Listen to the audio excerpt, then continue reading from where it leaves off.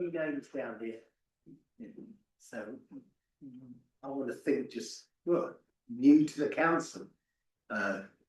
It's not daunting.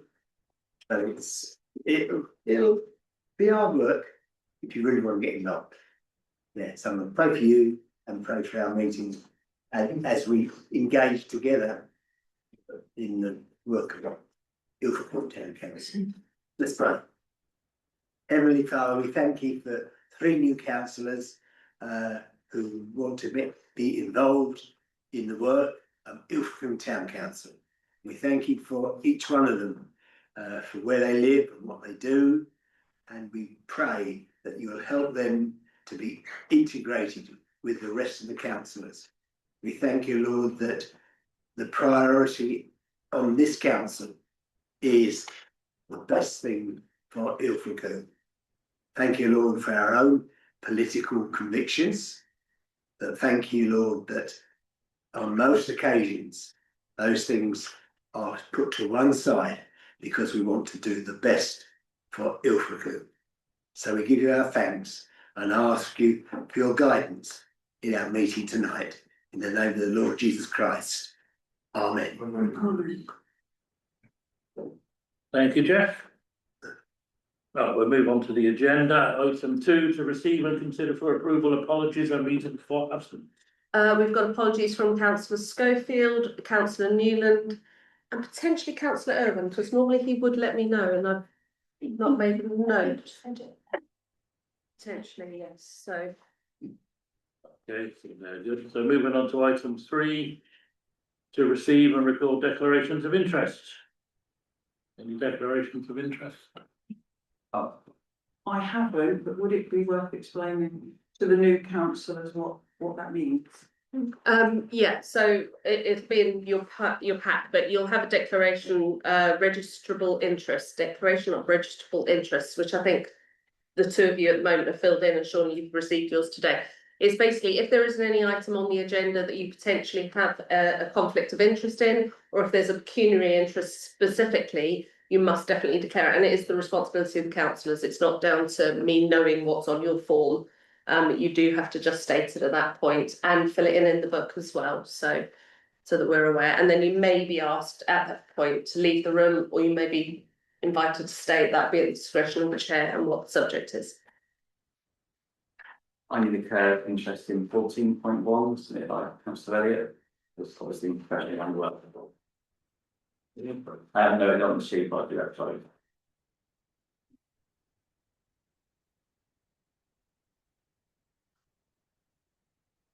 You already noted. You'll need to kick him out for that one. I don't think so, but I won't be this, it's fine. okay. Just don't interrupt the crowd. Item 4 on the agenda, chair's discretion. Any matters for announcements for information only. This is where you can raise things that aren't on the agenda, but we can't make any decisions on.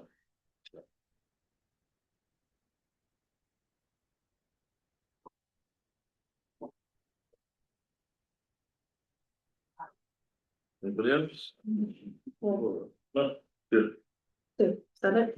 Yeah. Okay. It's not a pet faces to it. Yeah, well, it is, yeah. And I've got a sore neck, so if I miss one, I'll put. was that your hand then, George? Yeah. No, I thought Laura would figure it out. I did. Yeah, I've got it. But I don't Thank have PO. Or T, so. Item 5 on the agenda, public participation. This is where members of the public are permitted to make representations, which the whole allocated time for this is 15 minutes. It's 3 minutes per person, but we're a little bit flexible and there's quite a few people, so we'll go from there. So, shall we start off with our traditional speaker, Norman? Okay. I want to start one day. If you've got any more information regarding the Osborne Hotel, is it's going to stay like that for a long time? And I would thank you also. The lights is working again. By next month they won't be, I'm sure.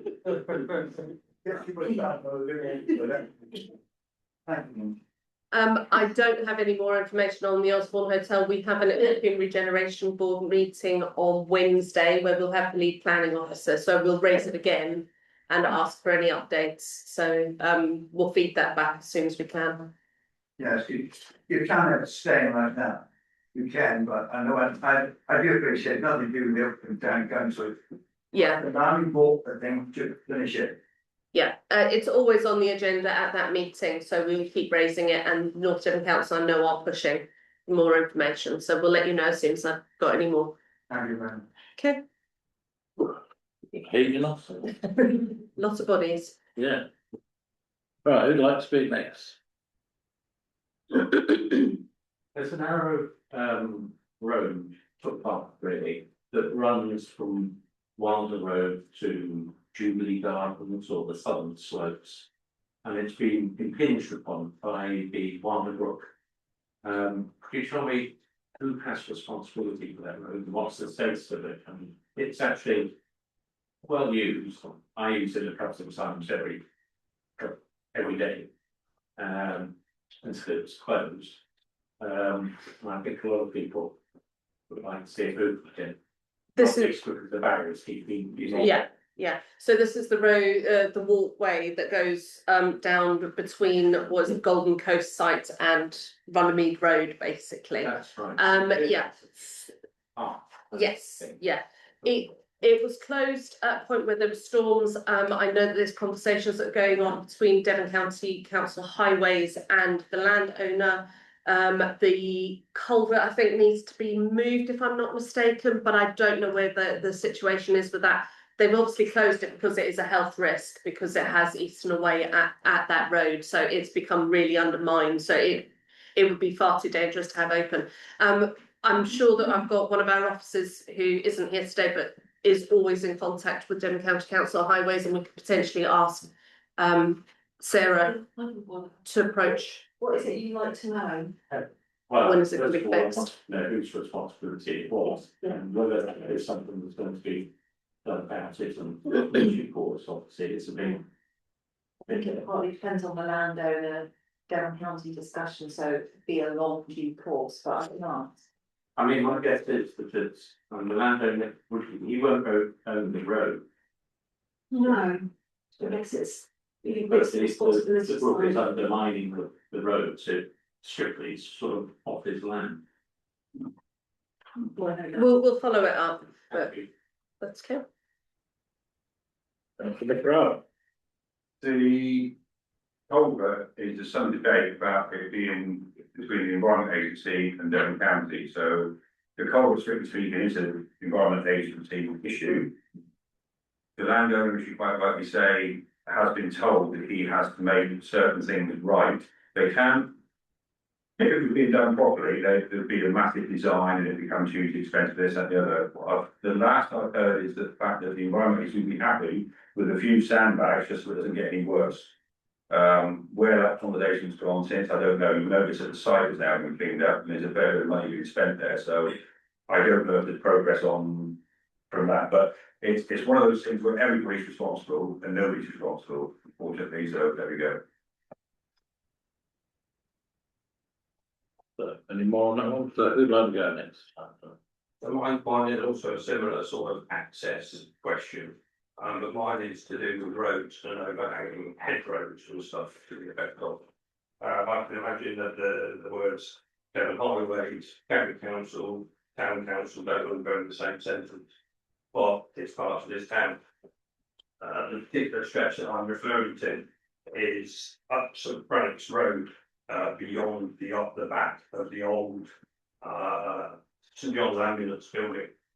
From there up to the very last yellow house on the left as you go up the town. Every one of those hedges, which I assume the highways would say belong to the houses below, are 3 feet out into the road.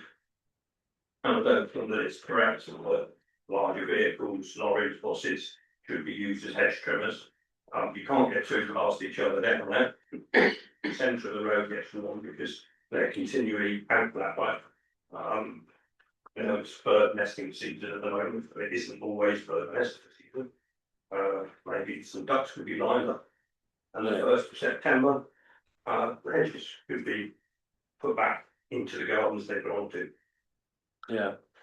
I think this is always a thing with highways and the owners of those stretches.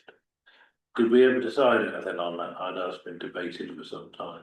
If it's growing out of someone's garden, it's their responsibility to cut it back, it's my understanding. Somebody needs to tell them. Unless it's dangerous, I was willing to be if it's seriously dangerously going to a branch hanging down, hitting cars and things like that.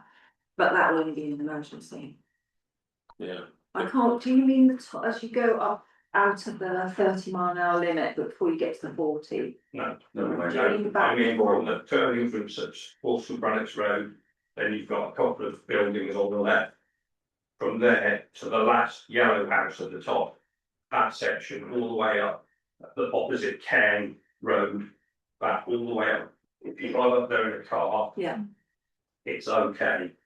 But if you ever see a bus and a lorry there at the same time, it's carnage. And it shouldn't be. Councillor Crowley, hand up first and I'll go to.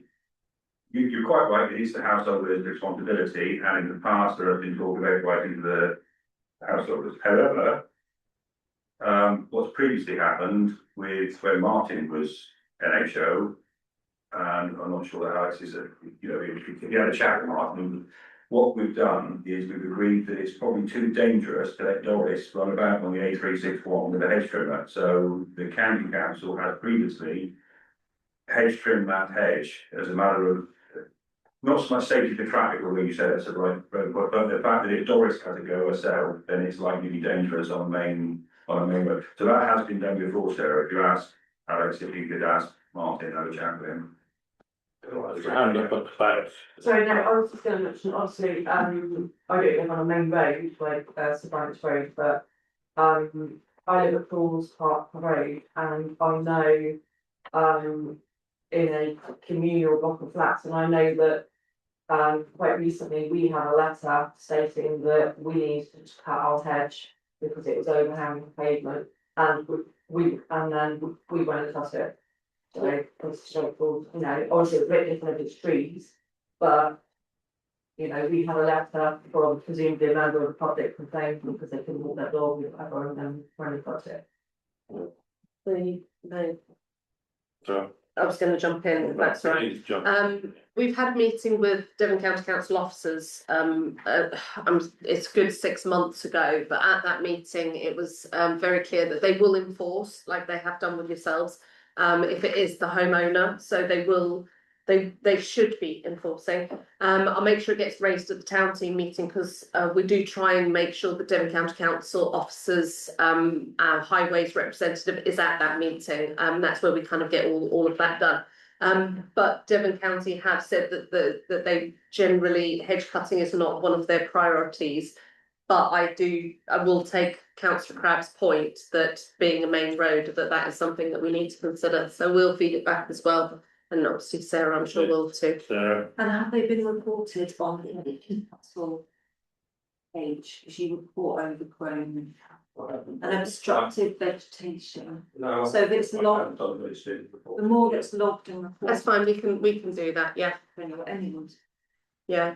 I think that's just, I don't think that the road fund paying tax, vehicle owners should bear the consequences of losing mirrors and stuff like that, or tearing the curbs open on hedges because they are 3 feet out into the road. yeah.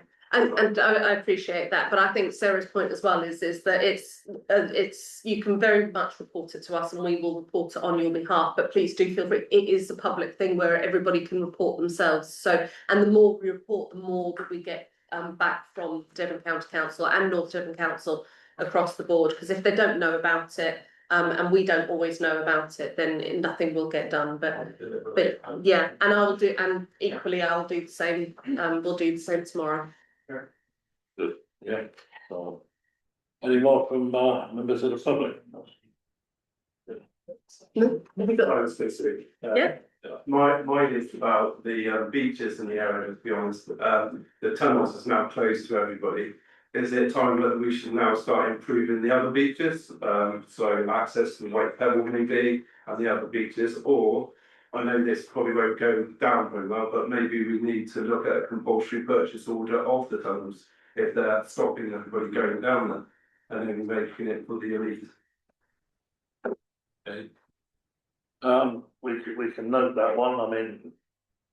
Compulsory purchase order, trouble is, I think they only access. It says, well, I'm just reading it, it says that if the people of the area, and I think this wouldn't just be for Ilfracombe, it would be global of North Devon. There's a lot of people over the time who've gone there, to cut it off from everybody would, I reckon there would be a lot of people there in favour of a compulsory purchase order.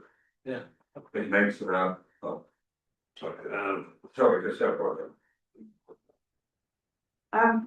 I've had a couple of inquiries I've passed on to Laura and Chair Planning from people who are concerned about the safety on the beach if planning and the building of a new building is going ahead. So the situation is that the access and the beach belong to the owner and they have a planning permission, but there was concern that if the beach is supposed to be cordoned off, safety aspects for wedding goers who are using that beach. So I don't know any answer to that, but I'm just passing it on to two members of the public. Okay, Sarah.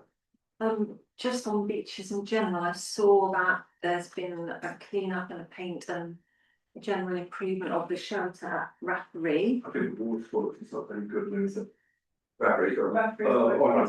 Yeah, but that's not it. done by, I don't know whether that's the town team or Town council, but so that's a very recent thing because obviously that's becoming increasingly used, Rapparee as a amenity by the people, so that's a start. But I take your point about the lack of We couldn't get this, and it's not so just. I think the thing that probably, sorry. It seems an opportunity to spruce up Rapparee, which has been done. I mean, a much larger spruce up. I mean, they're taking it back. I don't get back to the halcyon days of baby machines, but I mean, there's an opportunity, I think, to do a fair bit with Rapparee. The problem is with Rapparee, as with other beaches, funny enough, it's the fact that the pitch and putt course is heading towards Rapparee, and reasonably alarming rate of not. So if you encourage people, too many people to sit on Rapparee, you're sort of deemed to be making the problem worse. I mean, part of the bad stuff already. Your compulsory purchase is an interesting thing. It turns over something like about £8 million a year profit. So most businesses are worth about 10 times their profit. So I would think that's going to be a fair old lottery application, I would have thought. But maybe it's one beach versus both beaches. But it's realistically, you've got off the main beach to access the tunnel. The tunnels that's been there since 1800s and open to everybody, hasn't it? That's all you pay the time you go down, and literally you only can go there now. If it's a wedding, which seems a real shame for our kids have gone, my kids have gone there, and kids from all up on there. Hillary's gone there, her granddad went there. You know, it's a bit of a shame that it's now just for elite people that can afford, £20,000 for a wedding. I think the thing that's really probably bothering the public, I don't know whether a lot of people see it at the moment, but obviously the tunnel's actual wedding venue has undergone complete restoration as well as building, as well as adding extra floors and everything like that. So all the money that they've spent on that, and then they've said they can't afford to maintain the cliffs. I just don't see that that's can be right because surely it's their responsibility to preserve the cliffs and to make sure that the whole thing's safe without that they've chosen to spend all the money back on the venue, which I can't see as anything in the public interest whatsoever. The cliff restoration works, I believe we had a conversation with this, didn't we? I think the cliff restoration works are about £2 million. Well, I reckon that's what they've spent on rebuilding. But that improvement to the wedding venue will pay itself back within 1 year. £2 million on the cliffs, at £2 a head, or whatever it is to enter. That's a long time. It was an argument there whether he's ever going to see that investment back. Well, I totally understand that, but it's the local family that bought it, so you would think that it would be in the local interest It's for them to give something back, because I guess originally had local people understood that this is what's going to happen, then they would have been able to support all the planning applications and everything else that had gone through. Can I remind the councillors that I brought this up in January, as and you actually mentioned a different big event for make stabilising event, but I think what you're, So we only need to do the employment budget. but you're suggesting, that you wouldn't be purchasing partially purchase on the whole venue, just be. Yeah, it would just And relate access to just to clarify. That is the Yeah. point, so. Sarah, you were going to make a point. Just a point on beaches, I mean, Wildersmouth used to be a bathing beach and it is more accessible, as you mentioned, Rackley not being very accessible. It's a long-term aspiration, but if we could get the water quality improved so that Wildersmouth regained its bathing beach status, or even before that, maybe there's something we can do. I mean, I actually like Wildersmouth, I think it's quite an attractive beach myself, so, you know, there are other beaches. I appreciate that the tunnels is a loss, but maybe we could make more of the ones that we've got, including Wildersmouth. So who is responsible for improving the ones we have? That's sure. No, we don't have it. I don't know what you are, but I think it falls to North Devon Council with regards to that, so we would have to speak to the officers and find out. okay. Well, if we note this and make inquiries, I think that's the best way forward at this point. Anything more from I'd just like to talk about antisocial behaviour in town. So it's a major concern of mine, I guess. I just, you know, one, the group of people that are obviously going around, everyone would have seen it all over Facebook, you know, taking mobility scooters, taking wheelchairs, just being out at all times, just basically, you know, antisocial behaviour, and also the amount of drug dealers that are in Milton Keynes, and the amount of drug dealing that's taking place in and around different streets. I'm sure we all know where they are. If you don't, I'm more than happy to tell you. yeah, and we do have some, well, we have that certainly on our radar. We're making progress with town team, but I'll let you speak on that. Yeah, so with regards to the antisocial behaviour, obviously, the bomb that I dropped with regards to what happened with Devon Live has instigated more conversation. We've got more conversations happening with the Placing Crime Commissioner's office, which is a positive, especially around funding. There's conversations happening about street marshals. We've been notified that the particular youth that you're referring to have had the criminal process system for them is exceedingly long-winded and very frustrating, and the police are as frustrated as we are, but they are following due process, and they've had their first initial letters have been issued. So progress is being made in that front. I don't know whether that will have the knock-on effect we wanted to have. Only time will tell. Unfortunately, they have to go through that process. There's a lot of conversation that the police can't necessarily shout about because it's personal information. But we have got with the new inspector quite a good relationship, and she is feeding back to us as much as possible about the progress that is happening, though still frustrating. With regards to the drug dealing, it's difficult. I mean, obviously it's got to be reported, and we keep having to report it. The more we report it, the more funding we'll get, the more statistics that we have, the more funding we'll get. The more funding we get, the more police we get. It's that knock-on cycle. So if anything is happening that you're aware of and you've got any evidence, it has to be reported. Do it through 101.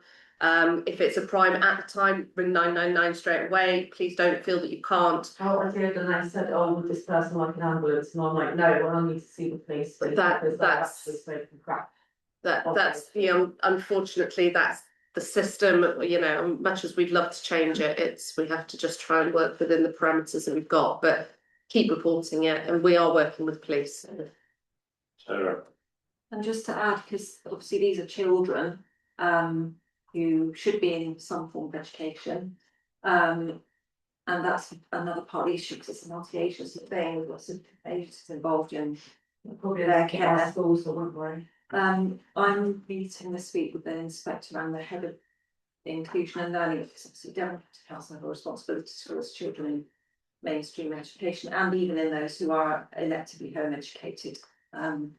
Just to talk specifically about this group of young people, children who are doing what they're doing, and also the wider issue of the ones that could be on the periphery. Well, you might get dragged into it.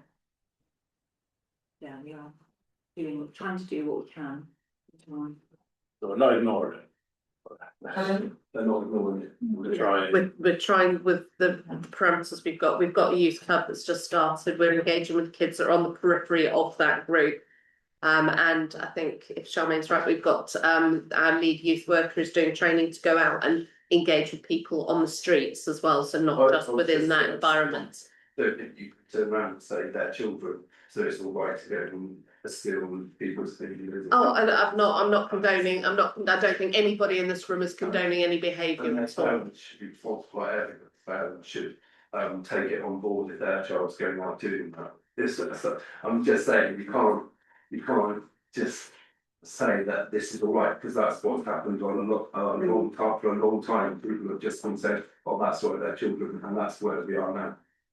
I don't think anyone in this room is condoning it in any way. That's why we've written the letters that we have, and we've had the response that we've had, so we're definitely fighting as best we possibly can. I think the frustrating thing for probably the public is that I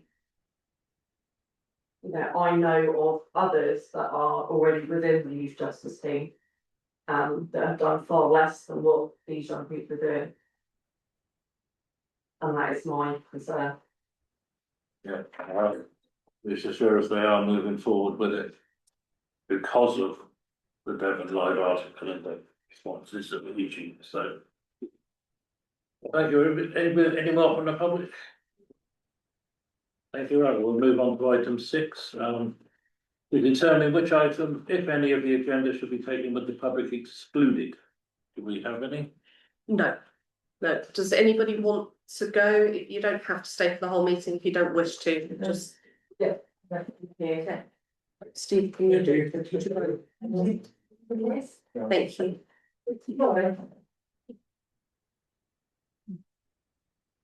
Okay, so we have nothing for that category, so those are beat today, so.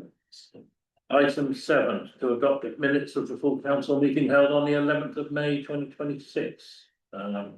There any notes, matters, updates, actions arising from those minutes before we vote on them? No, so I'm going to propose we adopt those minutes. John, second that. All in favour? Anybody against? Abstentions? You can still vote.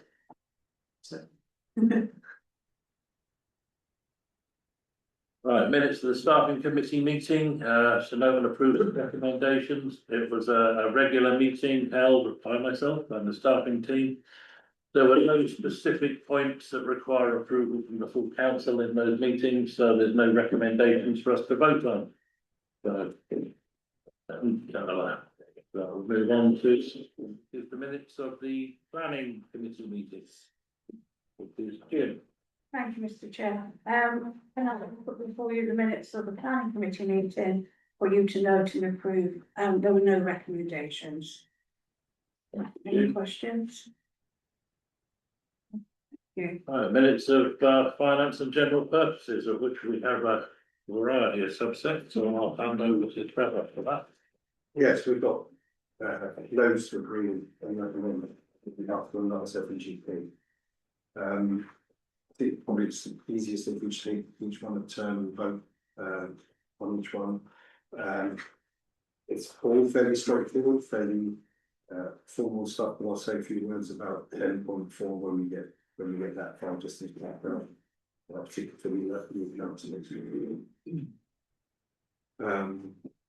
So the first one is to approve, these have all been approved by FGP. So the first one is The updated year-end financial statement, prepared by the, Responsible Finance Officer. I'd like to propose that we accept the recommendation report. Get a second there. Burke's the seconder, all in favour? Anybody against? Abstentions? Not done. And the next one is the ADAR report, which has been completed by Carol. It's been given a gold star by the auditors. Well, by the internal auditor, so we go to the external. Should have seen earlier today. So I'd like to propose that we accept the recommendation on the updated drafts. There we go, Fraser, gonna get a seconder. DJ just by the skin of his teeth. Yes. All in favour? Anybody against? Abstentions? So just a couple of words. Woo. We got nice. So the AGAR report for 2015 is every council in the country has to prepare like a final, basically a simple, simplified overview that doesn't have council's finances every year. It's called an AGAR.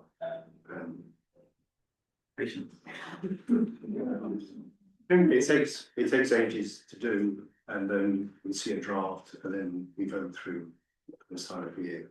The final version gets forward to the government department. So it's a big chunk of work, but it really matters a lot. So that was the AGAR.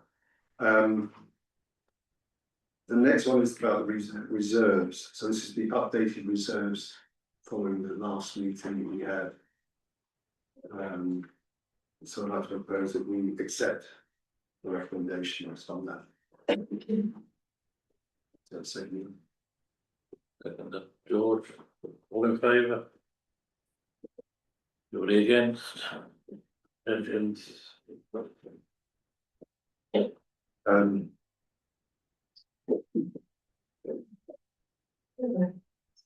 So 10.4, just as a background, so as you probably know, we purchased from High Street Park last year, and we did so using a loan which we contracted through a broker, Merseyside Fire Service provided the money, and at the last, we have to pay that back by as long as this month. Sum was at £1 million. While that was happening over the course of the past year, unexpectedly we had a surplus being produced that you need to find out revenues and commercial affairs of the council. For two reasons really. One was we had it's a historically good year for the Rotary Car Park, the Shellington Beach Park did very well. So our income was unexpectedly large. And we sort of reshuffled in the way that the facilities team was organised. Some members, the roles changed, some people left. There was an underspend in our expenses. So unexpectedly we had more coming in than we expected, and we had less going out than we expected. So yeah, we had a surplus. The decision we had to make was what to do with the surplus. And a previous council meeting decided that rather than put it in a deposit or savings account which we already have for our reserves, it would be better used if we paid down debt for which we're paying much higher interest rate. So at the previous council meeting we agreed that we would ring fence the sum of money that we would contract a replacement loan for the 1 million that's due at the end of this month. A smaller loan of 900,000, and therefore we would save money in the long term for the council, for people who actually pay their taxes. The problem that arose was that we suspected it might. The people who borrowed off don't do anything other than anything smaller than 1 million. So we said we'd rather just borrow 900,000. We have to have this surplus, and we can put some more reserves. But we said we're not interested in that. We want really only then the councils that are going to take million. So in the previous council motion, what we agreed to do was that we would attempt, at least in the first place, to get a smaller loan. In the second part of the motion was that in the event of a best value broken loan only being available for 1 million, the 100,000 we ring fence stays in reserves until the replacement loan is contracted in a year's time. We agreed that at the last full council meeting. The reason it's come back today, the reason I'm putting it up for a vote is the phrase, the event of a best value broken loan. Well, the loan that we're getting is about 2 full percentage points less than we would get from the government. So the government's department, which deals with loans to councils, is currently quoting about 6.5, 6.6 because of world events basically, and the judgment on the UK economy. We've been able to contract a loan in principle from Merseyside Fire Service for 4.65, so 2 whole percentage, and that's worth roughly about £20,000 a year as a saving. However, it's not us as an FNG, other FNGPs that passed this and approved it. It's not for us to tell the rest of the full council that this is a best value loan. It's for full council to agree or not agree. So the reason it's come back is that we want this to be approved, and we can take any questions. What's to say in a year's time that the government loan might not have risen to 7 point something or 8 point something? What's, you know, I can see that you're making a saving now, but you're taking a risk. We can't predict the whole problem with interest rates, particularly for long-term debt, is you can't really predict what's going to be available. Had we taken what we compare is a loan through a broker and the government's debt management office. And the problem with catching the debt management office is that once you've contracted the loan, you can't pay it back early. So if we had we contracted a million, and the following year we had a surplus, we can't pay that one back. So not only is That's a fixed interest as well. yeah, it's a figure, and it's for 50 years. So you know, no one in this room, very few, but very few people in the room are going to see them be here when that loan is finally paid. So it's a very long term loan, and it's a very high interest rate loan. Loan is a lot of things. So it's a bad time to be contracting a loan. We can't predict what it's going to be next year, but we know that for the moment at least, the independent debt market is offering much lower rates, and that I think will be the same next year. I don't know what it will be next year, but everything points to us being able to get a loan through a broker next year for 50. It will still be less than what the government is going to be offering. And what is the capability of carrying on doing that when does the offer to public works loan? So there's a big difference in terms of the timings and the way that they work, the government and the brokers. The brokers can turn a loan around in a matter of days or weeks. The DMO, the government debt management office, you apply, it takes 2 or 3 months. It's quite a long, involved process. And what they give you is not actually a loan straight away. They give you an option on the loan, and that option lasts for 1 year. So what we could do is we could ask Laura at the end of this calendar year, so November, December, to say, right, we might want to replace the Merseyside Fire Service loan next summer with a government loan. So we think that long-term interest rates are going to really fall, and we want to have that option available to us. We can ask Laura to do that, and she can make the application for us, and then we just sit on it. We will receive, yes, that's fine, your level currency and all your finances are in order, which they are, and you've got good reserves, which we have. We can give you a year's loan, and you would have that basically for the end of this year, through the end of next year. There'll be plenty of time for us to to compare what the government's offering us in a year's time and what the private market's going to be offering, so we can still choose and we can still get the reimbursement. Can I also just say, Trevor, as well, for Terry's benefit? If we put that 100,000 into the specified reserve to ring fence it, we will be making a very good percentage in terms of interest. We'll get around about 4,500 on that 100,000 in the year. So it's building whenever it's in there. So just to clarify, you wouldn't then be using the £100,000 excess, you wouldn't be ring fencing that as well, only the amount you've got in excess. It's from the excess, we put that into our Right. specified Yes, yes. reserves, and that amount would be ring fenced along with the interest it incurs.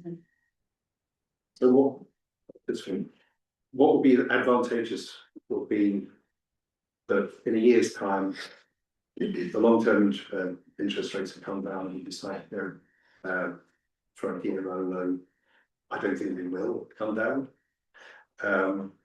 But this process of getting a brokered loan each year and just keeping at bay the time when we have to sign up for a 50-year loan at a higher rate, we can keep that at bay. And if we build up, so this year potentially up to £100,000. I mean, I don't think the same thing will happen again next year, but even if we had a surplus of say 20,000, which we felt we could put, we can keep renewing and keep building this nest egg until, who knows, 2, 3, 4, 5 years time, when long-term interest rates really have come down. That's when we dive in, and instead of borrowing £1 million, maybe we're only borrowing 800,000, and it's a huge amount because it's over 50 years and it's compound interest. The saving is huge.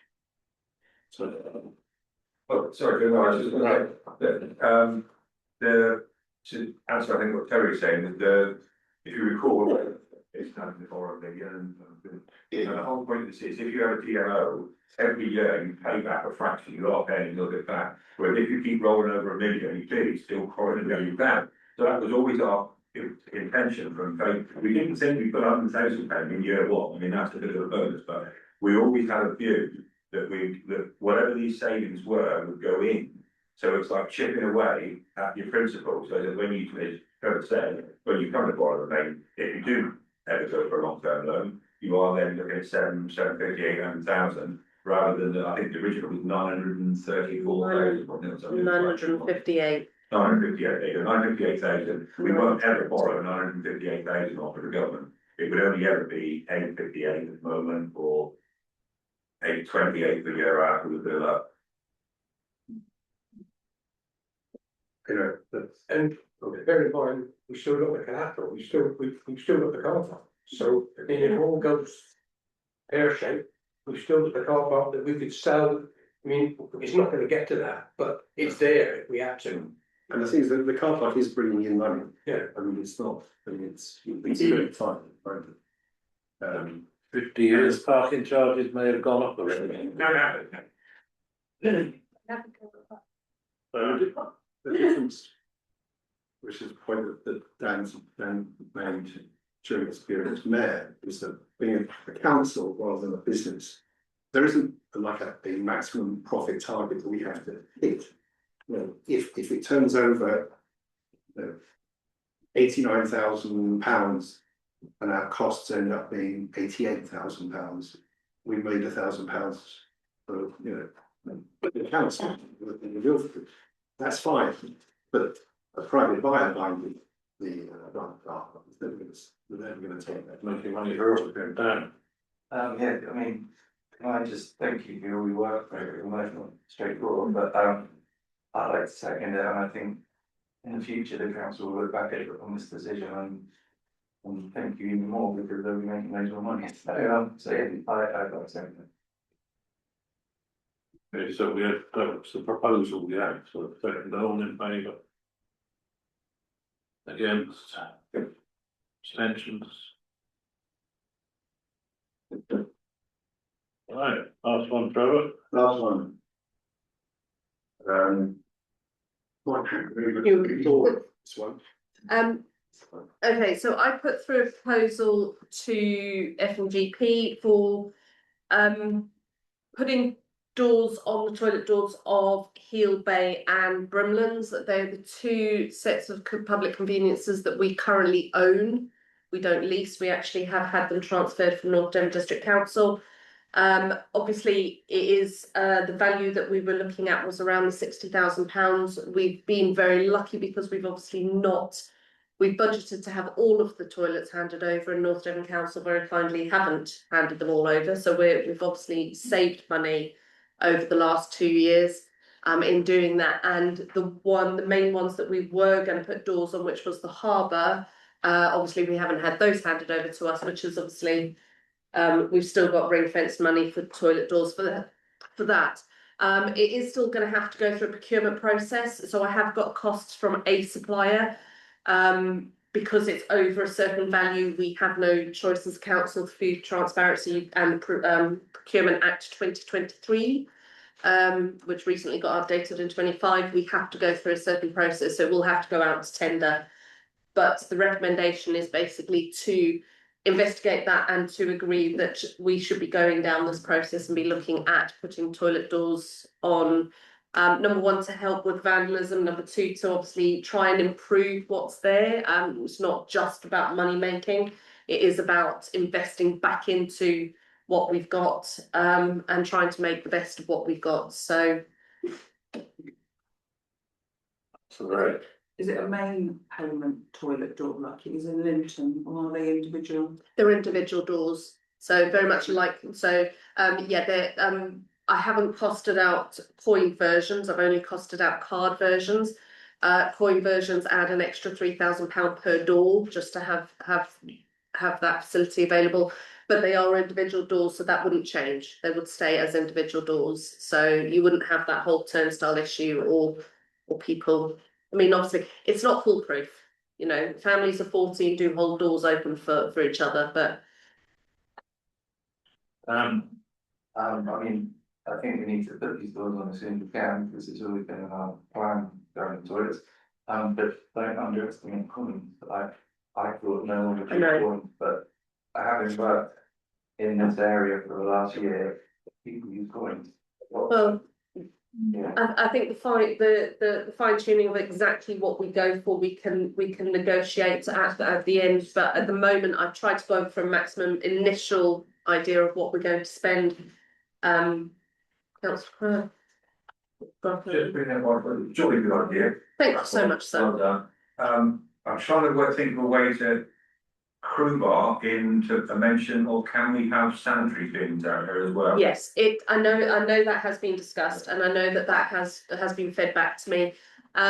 Just so everyone's clear, and I have investigated this, I haven't just left it to the wayside. The reason that there is no sanitary bins in any of the toilets is because there is no legal obligation to have to provide that. And I've checked that with solicitors previously. I wanted to make sure we weren't, in breach of anything. It's not that we don't want to. We are obviously trying. We're following what we've been given. North Devon Council don't tend to do it. I think having the doors on, I'd be much more open to having it, because I think just putting bins in will lead to potential vandalism. But we are already looking at one option before we put the doors in. So at least the baby changing area one will have a built-in bin within the wall gate system. So we're looking into that already. So if that answers that question. Okay. Any more questions on that before we? If I've got it right, you have the doors come with a time lock as well, right? Yes. Which can be sent Yeah, I mean. basically from here or whatever it is. Yeah, well, I'm not sure the technology is 100% exactly that. I don't think we can do it remotely. I'm not sure at the moment, but we're looking to hopefully do it so that if we can do it remotely, it'll come a certain point that we'll be able to lock them after a certain amount of time. Obviously, nobody will get locked in because everybody can open from the inside out. But because we're having to lock them overnight, because we're struggling with vandalism and we're having rough sleepers as well, we'll factor all of that in. It's very much a learning curve, and we've kind of learned from St James a little bit. I think we would benefit from doing it, and I'm hoping that we'll definitely benefit if we do this to these ones. We'll definitely, once the harbour do arrive, that's obviously very high traffic, and hopefully we'll have a better understanding then as well. Some of the time, I don't know if it make any sense, but would there be an option of it being paid only some of the time? Potentially, it's an option, and you could potentially change the rate. I mean, that's all things that when we come down to the final decisions, we can have that. I think we need to get those proposals in. We need to put the procurement process. We need to start it, and then obviously the final decision will come to council to be made once we've gone through that tender process. So will you, from what Dan said, then you'll now tender or ask the tender for points as well? Yeah, So we we'll put a full spec in for every type of option, hopefully, yeah. Just bear with me, I've never done a tender process, so it's gonna be a learning curve. A third of their money is in points, but and they take It's worth considering then, yeah. £5 a month from Twitter. At the moment, the proposal is to put the doors on. Yep. Detail, at the moment, do we all want doors? We have a proposal, can we get a second there? All in favour of putting doors on the toilets? All in, all in favour, all against, anybody against? Anybody abstaining? Okay. Shall I keep going? Well, as you're number 11, you're not On a roll, might as well. Okay, I'm going to run through my report, and I'll just highlight the bits that we need to get some agreements on. Obviously, we all know that the election's now happened, so welcome to our 3 new councillors. Just so that everybody here is aware, they are very welcome to vote on anything they want to. It's a choice at this stage. You will get officially summoned from the next one, and emails will be set up in due course. So, and then obviously come and see me if you've got any questions in the meantime. Councillor Champions is the next one, and I am remiss, I apologise that it didn't go on to the May annual meeting, so I've brought it up now. Councillor Champions should be recommended and should be voted on every year. It's not said for the full term. Currently I've listed the ones that we have, so as long as those councillors are still happy to continue within those roles, which is Councillor Gear for Place, Councillor Huggins as volunteer champion, Councillor Crabb, you did offer for housing, Councillor David Williams for youth, and Councillor June Williams and Councillor Newland, who unfortunately isn't here, were for business and tourism as a joint role. 3 other roles that people, that councillors have put their names forward for is health, which is, thank you, Councillor Elliott, environment, Councillor Basil, and ASB was Councillor Newland, and I know that he's already starting to go to those ASB meetings. I obviously do still have culture, so that is a role that potentially could be filled. I'm not sure if there's anyone, already on the grid that might want to fill that space, but obviously no decision needs to be made at this point. It's entirely I was going to offer actually, so. well, there we are. So I need to just get an agreement that obviously if those councillors want to say something before you vote, then please do. That's really Can I just note that it's public health rather than. Yes, I know, I only got your report after I'd done mine, so I apologise. So yes, public health. But I don't know, obviously your letter of intent has gone in with the combined papers, but I don't know if anyone else has got any questions or anyone else would like to say anything. Otherwise, if everyone's happy with those roles and nobody's going to. none of the spare ones apart from culture then. Well, I'm open to suggestions. I'm sure that there was one that was brought up at a meeting that I can't for the life of me remember what it was. So, but then I can't remember what I did yesterday. If there is a suggestion for another role, I think that can be brought up. It doesn't have to be done in May. If somebody thinks of something that they've got a passion for and wants to bring it forward, we can do it at another meeting. So, or unless somebody's got any suggestions today. So feel free to think of something. Well, I would have thought that, through the chair, I would have thought that they were good representative the high street, we want to have a high street representative. You can have everything, but. That's a good point though, isn't it? Yeah. Well, we can see how that is maybe that is also a crossover with Clace as well, councillor Gear. Yeah. Well, And you've got a highly trained and paid officer, North End Coach, who is now focused on the high street, who you'll be liaising with every day, I suspect. Right. So- Councillor Rolls on it.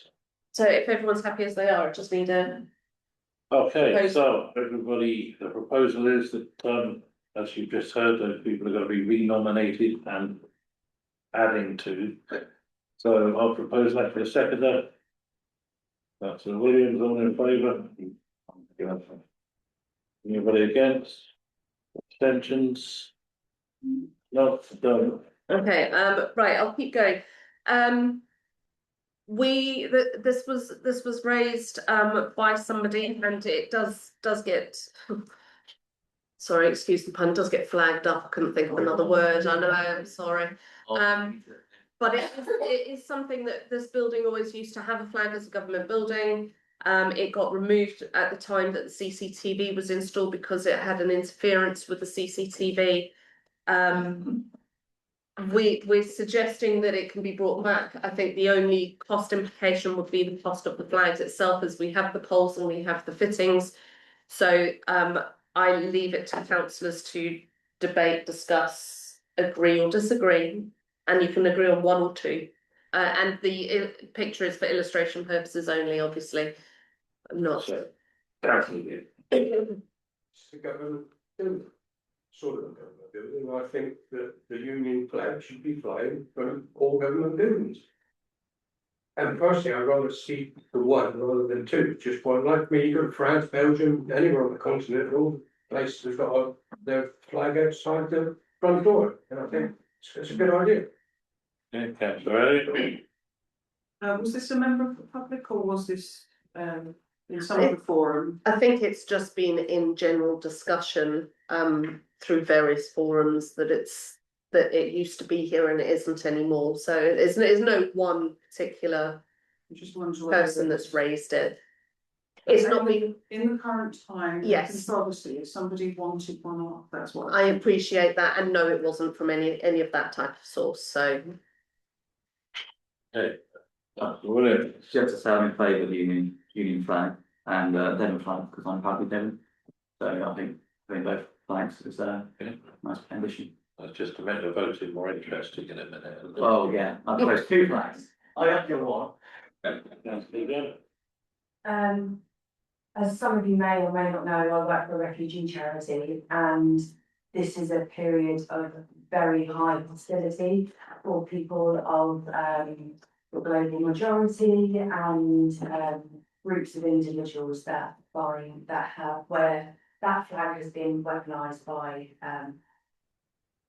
right-leaning or aggressive parties, and so I just think that now is not the right time. We are in a really hostile environment, and regardless of a sense of pride, we could have the Devon flag and we could also have the Ilfracombe Town Council flag, but I just don't think it's appropriate to have that flag at this current time.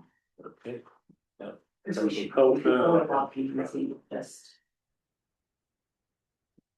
The Union flag is the flag of this nation. And if extreme groups use it for their own purposes, and if legitimate groups stop using it, we're giving it to them. We're saying, okay, the Union flag now represents the extreme right wing. It doesn't, it represents Britain, the United Kingdom, England, Scotland, Wales, Northern Ireland. And if we're too scared to fly our own flag, then we're just handing it to them. Absolutely, yeah. That's fine. He's absolutely took the words out of my mouth. I mean, if anything, I would say this nonsense on roundabouts and lampposts and you know, was pretty much the England flag, wasn't it? It was George. As George quite rightly said, the Union flag, the nation flag, And if that happens, I can't say any better. Okay, councillor Elliott. Might I suggest if members go ahead and vote on this, that there's some sensitive communication around these flags if they go up again? Bearing in mind what councillor Jennings said. Yeah, of course. Devon flag is actually an advert, and then you've got to apply for planning permission for that, don't you? What? It's an advert. I'll ask on Wednesday. Okay, so. You can't really include the Devon flag on the vote, but we can. You can, I mean, look, why don't we? To balance it, let's just look to reinstate a flag, let's see how. The feedback goes, it's very easy to install the second one if we so wish. I think maybe let's just do that with the communications behind it. If we hit a huge controversy, we can always exchange the union for the Devon flag, but obviously I will bring that back before we do anything like that. It's also it's a flagpole we could put anything on at the end of the day if we want to follow the route that South Molton Town Council did and for Pride Week put a Pride flag on, or if there's an event that's going on, Sea of Coombe or the Shanty Festival, we could fly the flag on in that respect. I think that it just gives us the flexibility to do what we want.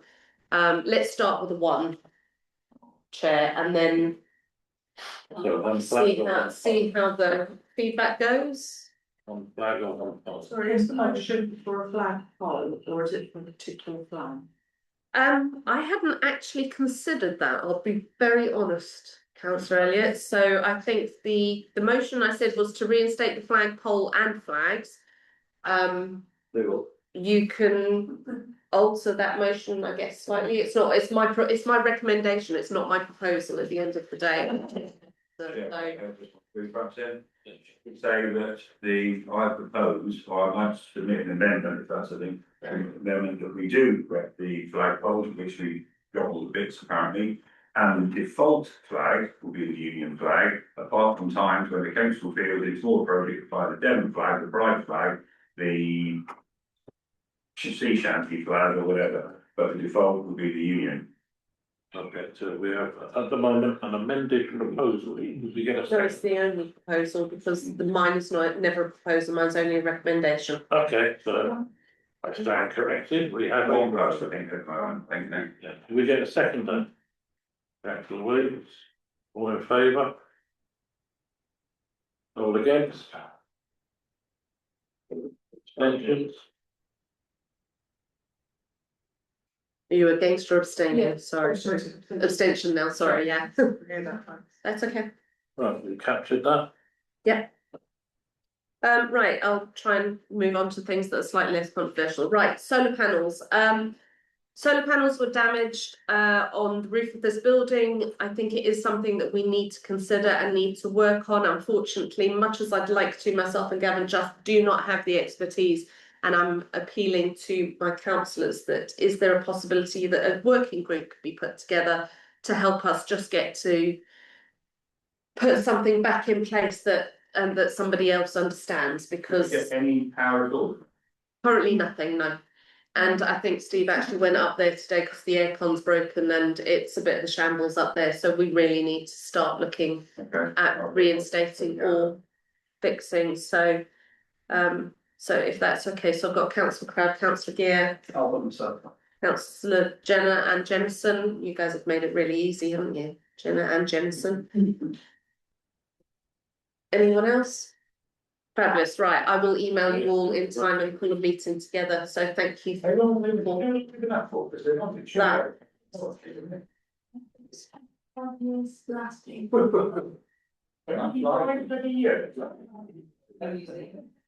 But you have to understand, Anyway. nearly 100 years. Right, I'm gonna, I wasn't the council in 2001 and I've got not there. okay, right, I don't think it's Well, quite, that might say for 25 years, the grant, at least the funding. right. Can I keep going? Yeah, we'll do this. We'll discuss that within the working group, I think, yeah, if that's okay. Right, Right, IT updates, this is something that we've budgeted for, unfortunately, the budget hasn't quite been met because we've had to make some changes along the way.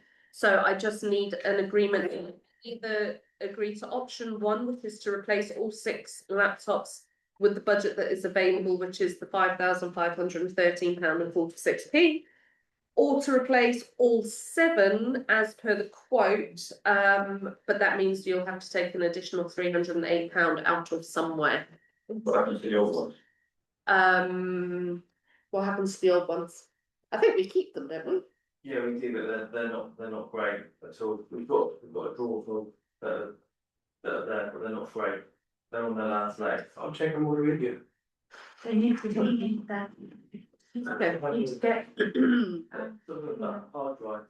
They removed the hard drives from them. Okay, so, To say my laptop, I was only 3 or 4 years old, it works quite well. Give me 1 second. Oh, For the small amount extra, I would say get all of them and it's done with, and it's over and done with. It's not as if it's a monumental amount of cash, extra cash, is it? No, I agree with that. I'm just going to get okay, so we need a proposal on this, so proposal, well, we've got to start somewhere, so I'll propose that we adopt option 2 for the replacement of laptops. Can I get a second? All in favour? All against? Any abstentions? No, we've got 7 laptops, Ken. Fantastic, thank you very much. Right, just a bit further information with regards to street marshals. We are having a conversation at the moment with North Devon District Council and with the street marshals company. And we are looking at ways that we can fund it post the end of the contract, which is December 2026. There is appetite to extend it from North Devon District Council's perspective, so we will keep working on that. And we're looking at ways to try and increase their footfall as well, and if we can have them for any longer or even more over the summer period. Devolution, not really much to say other than we've been told that we can get the skate park. We now just have to wait for the heads of terms to come from North Devon District Council, so we will ultimately and long term own that one. And then yes. Can I ask a question about Yes. the other assets? Yes. Is the implication that eventually we will get those other assets, or are they continuing to the line mark? No, so within that spreadsheet that I circulated to councillors, they are doing it in phases. This is the first phase. Anything on that spreadsheet that was a yes, they're dealing with the high risk ones first.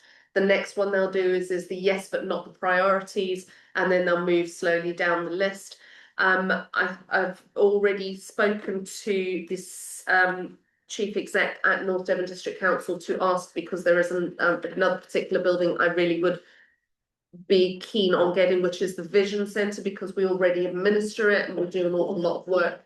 And he has said that through that working group, that will be the next thing that they'll look at, and they'll take all of those type of considerations into account. So work in progress, I think. Right.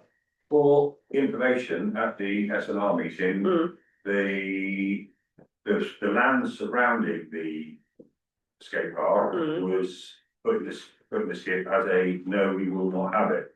I've teased out, I think I teased out some kind of tacit agreement that if we did want it, not the whole lot, but if we remember we looked at it expanding into their perhaps a youth facility, that then that would be considered favourably, because what can happen is you agree one thing and it becomes like the paragraph 13 issue where you can do something because you agreed something 10 years ago in paragraph 13. So we can expand the skate park if we've got a decent youth facility. And then I'm not sure if it's lastly, there's quite a few bits going on. Vacant space, there's obviously the vacant space is the Lantern Nursery and the space within the Ilfcombe Centre, due to a tenant that has given notice. The Lantern Centre Nursery, we're going to do one big push again for a month to see if we can get an external company or somebody. And then if that is not going to come off, we will come back to council with a proposal of some other suggested ideas of what to do with that space, and whether that be going out commercially or whether we look at doing something from the community perspective. And then the space within the Ilfracombe Centre, we are talking with other partners with regards to the campus model, but I have heard today that the current tenants might be wanting to extend it by another 8 to 12 weeks. So we might not be in quite as much of a rush as we thought we were. Community governance results are out. For Ilfracombe, it was changing it from 2 wards back to 3. That has been agreed by North Devon District Council, full council, and that will come into effect on the 1st of April. And ex-councillor Pat Coates has obviously put her report together with regards to what's been going on in Lee and Lincoln. And I will call on the events working group, sorry, not events, the grants working group, to come together to make a decision on the last £2,000 that we had available for grants. And we'll bring that back. Probably won't come to the council, probably only go to FNGP. Okay. I think that's everything Done. for the moment. Okay. In which case we shall move on to the RFO report. Harold. Yeah, so you've received a copy of my report. The accounting status is the draft for the end of May, that will go to FNGP for final sign off. So really, it's just for you to review at this point, but we're in good position anyway from those accounts. The invoices for payments, as always, is an addendum. Are there any questions on any of those invoices for payment? There's quite a lot on the addendum, but they all need this now. You okay? Well, I need. Get to it. That was the putting up the, it's the static, the Oh, what yeah. the carry cover, that's the one. To put the shelves and Right. starfish and things at the high street. And that comes out of our Christmas lighting the lights type budget. So, Any more questions? Sort of associated with that, but we had a young lad there, work experience, yeah. and he painted those, and he made a really good job of them. He was a really good lad. We'll pass some thanks on to the thing. I think he's no longer. No, it's only Yes, yeah, so we'll pass that on. Yeah, no, I think it ought to be passed on, he did a good job the week he was here. Okay, so could I have a proposal to pay those invoices, please? A second, John, all in favour? Any abstentions? Again? Thank you, I shall pay those tomorrow. On an annual basis, the next two parts of the report, on an annual basis, you have to review and agree the bank signatories for the new financial year and also the direct debits and standing orders. So they're just a list of what we've got so far. Really, it's just to put it up to you. Is there anybody who wants to come off the list with signatories? And if you do, I will need somebody else to step into their place. And are you happy with the direct debits we've got so far? I have put on the ones that have recently closed as well.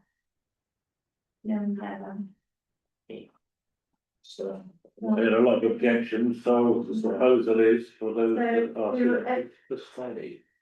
So, yeah, so for 12.3, the proposal to agree the signatories. Who's proposing that? I'll propose it. Mark, seconder. So that's all in favour? Against? Abstentions? No, good. And the direct debits. So Trevor's proposing All in favour? Any abstention? And against? Yeah, that's lovely, thank you, that's mine for now, see what I can get you. All right, Steve, and the programme manager report. Oh, yes. Okay, so, Link Centre, I updated this like in GP, but. So I'll bring back to full council, so one of the significant developments of the last month is the fact that the Devon County Council have reversed their decision to sell the Link Centre, or part of the Link Centre onto us. So there was no real reason in what the estates team had said to us, apart from that they took on board the email that I sent on behalf of the council. And the idea now is that they're going to stop the sale of the building and then start on the refurbishment work in 2 stages. So first of all, the roof will be done, and then the second phase will be the windows and the doors that will falling through, and then the third phase will then be interior refurb. So that's now scheduled in. We've had an initial meeting with Devon County Council to go through what input we can have on the building, and they're very keen to involve us in helping them make the building work. Laura and I have had some initial discussions just about our facilities as well, and we're going to look at how the 3 facilities can work together to obviously offer the community the best place for all the services, and we've got obviously got the commercial aspect in terms of the work hub as well. So we'll be looking at all in the round. That couple, we had one public estates meeting, we had a meeting today about one public estates with Devon County Council, North Devon Council, and we brought up this exact issue. So there's wider strategic conversation going on about how our buildings and how they'll meet the future needs of the public. So that was quite significant. And I think that where we are now is probably, we've done quite well to get to where we are, although big waste of work the last couple of months trying to get the building, but we are where we are. And I get the indication, and nobody say it to me, but I get the indication that once we've gone through devolution, well, hopefully we'll be in a position that we might be in first dibs for a building that will be reconditioned. Steve, could I ask for some feedback about the what Devon County Council's kind of terms of reference about town council engagement will be when you have that conversation? What the expectations are from the town council?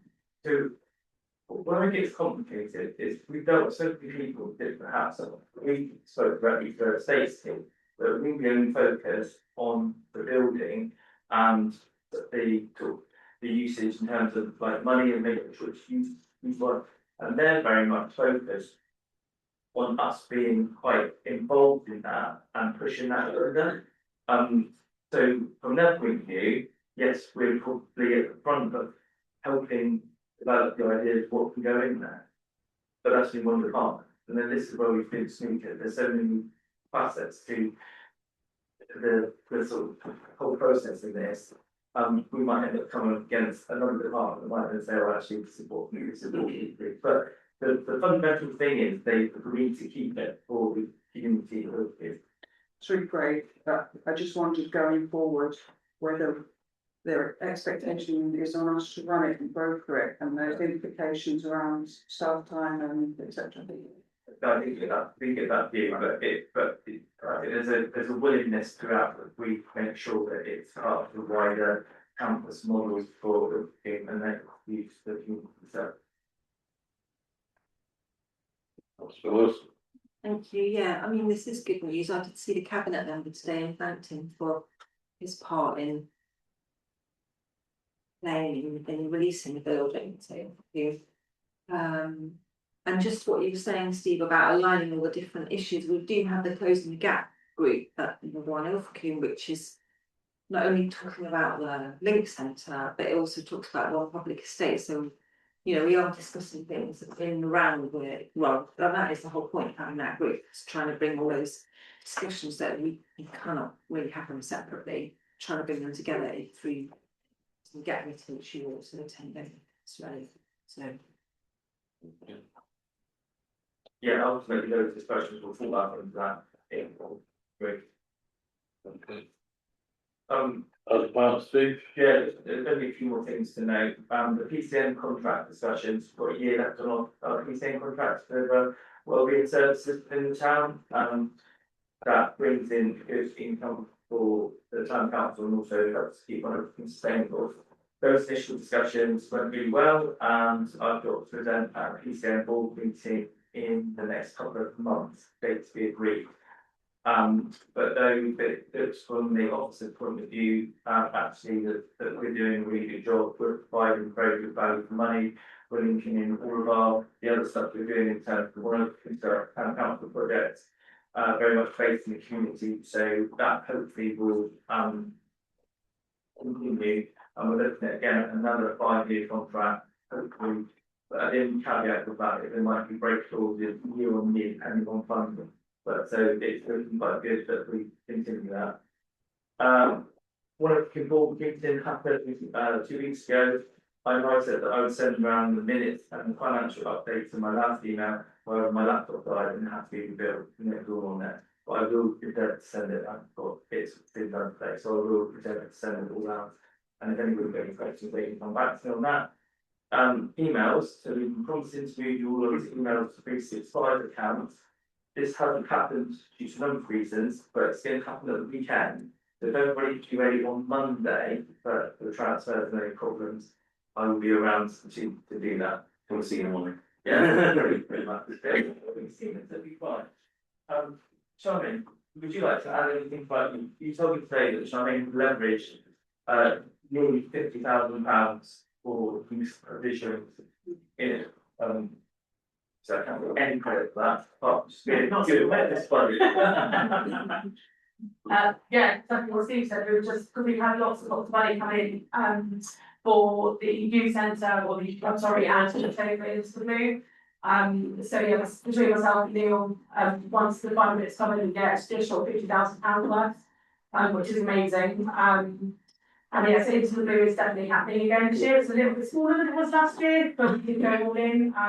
But we have managed to get little pots from here, there, and everywhere. So both years 5 and 6 at the junior school, all of the students will get to have several sessions in the sea, learning about the sea, how to swim safely, understanding the tides, and also having some fun on stand-up paddleboards and kayaks and things. And yeah, it's incredibly well worthwhile last year. So we're really delighted that we managed to do it this year. We've had conversations about potentially Crown Estate funding for kind of the next 5 years after that. We'll see if we get that. If we don't, we'll just keep going back to everyone and asking for a few more grand here and there to make it. But yeah, the new stuff going very well. Just to say, do you need to apply to my locality grant this year, or you I think we are covered this year, but I think we might need it a little bit later. We'll speak to you at some point about it, because we might need it to next year. Yeah, yeah. Yes. Well done. Just to say how important Into the Blue and children learn to swim, given the statistics over that hot week and how many children died in water. Yeah, it's really vital. Absolutely. I think we've said it before, you kind of assume that if kids live in Ilfracombe or around here, they all know about the sea, they all know how to swim. When we did it the first time around, there were kids that wouldn't even go near the water. They would sit up on the shoreline and not even go near it. By week 3, they were in and under. So it's really important. Charmaine, there was a guy that was at the Hub board meeting. There's a chap who teaches about water safety. Jim and Sarah in the meeting should be getting contacted. Yeah. Okay, fine school. If you run over Through the Harvard Master. They got the funding. Harvard board put funding in to give kids lessons on water safety through the sky, but I don't know if you've heard about it or where the schools don't do anything. No, we'll find out. We're really keen to link with other organisations, so we're working with like National Landscape, National Trust.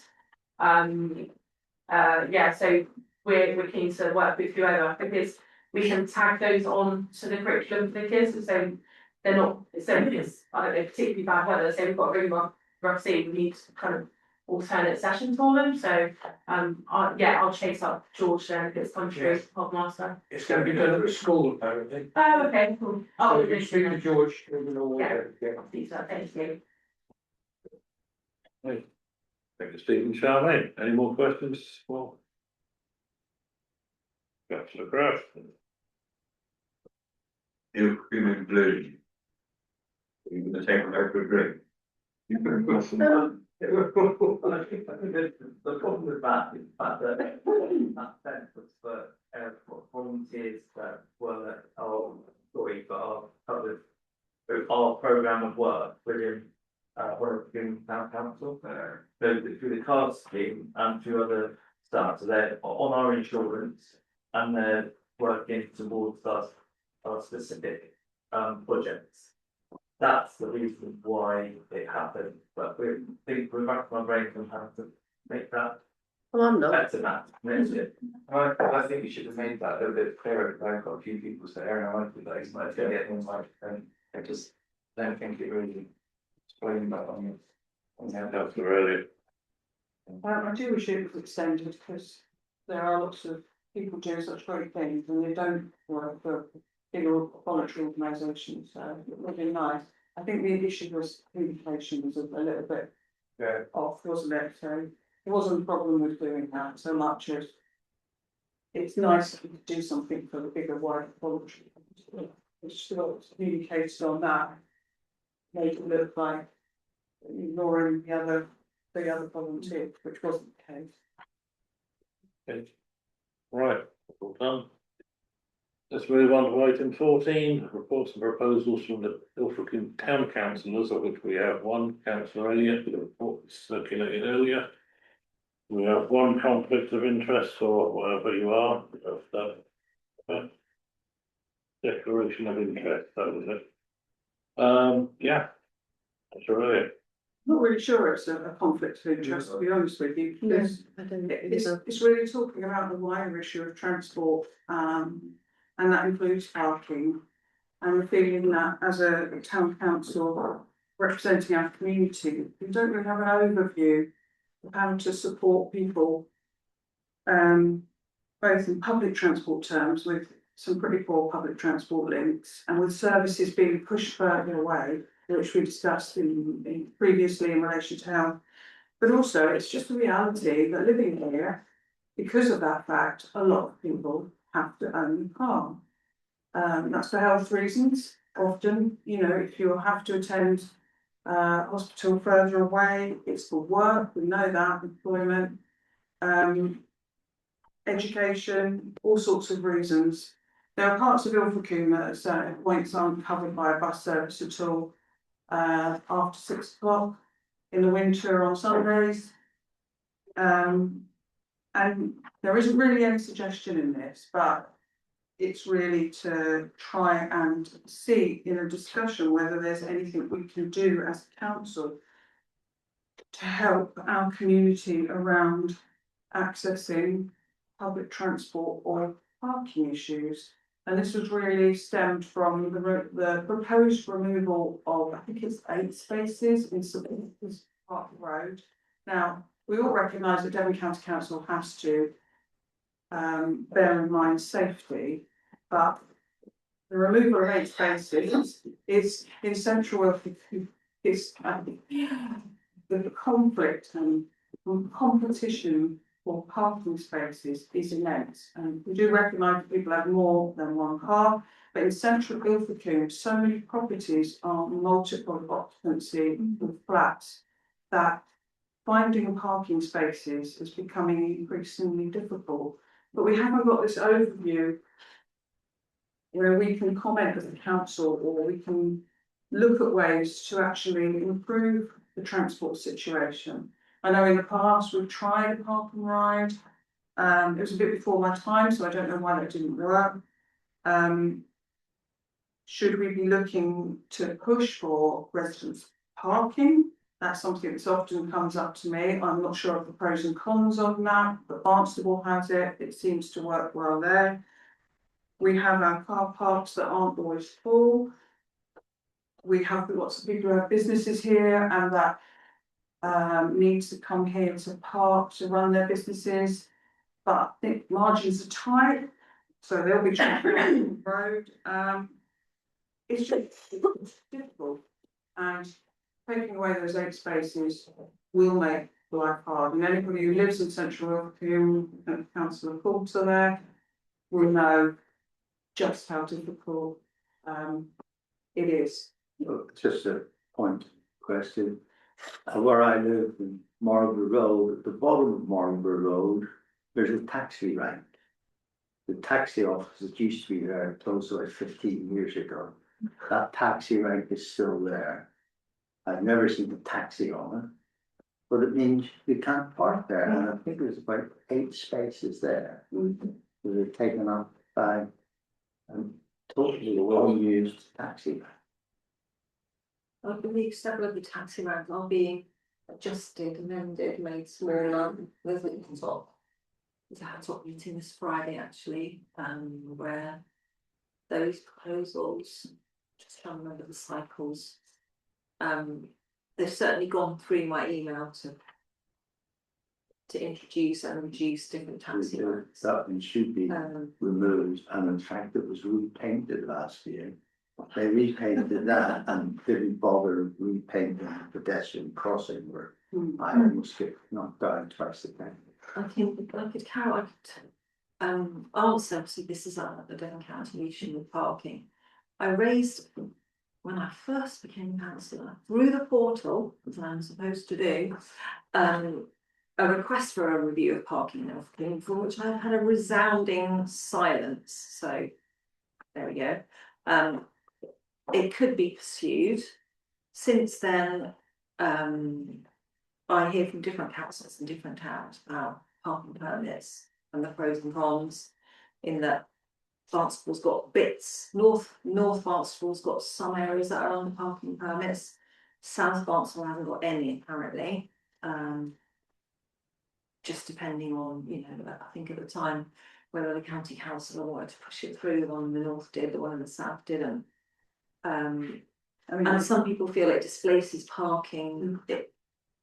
My own personal feeling is, yes, I have a lot of sympathy with people who need a car, because the thing about Ilfracombe, as you say, is that it's a lot of people, I think, although maybe this needs to be studied, are moving within Ilfracombe by vehicle, because it's steep, you may not be able to walk, etc. And that if we had better intra-town public transport, maybe some people would give up the cost of having a car if they only were making very localised journeys. But at the moment, they can't do that any other way other than using a car. So we've got a real gap, as you mentioned, in not having a proper bus service that actually just links up areas of the town.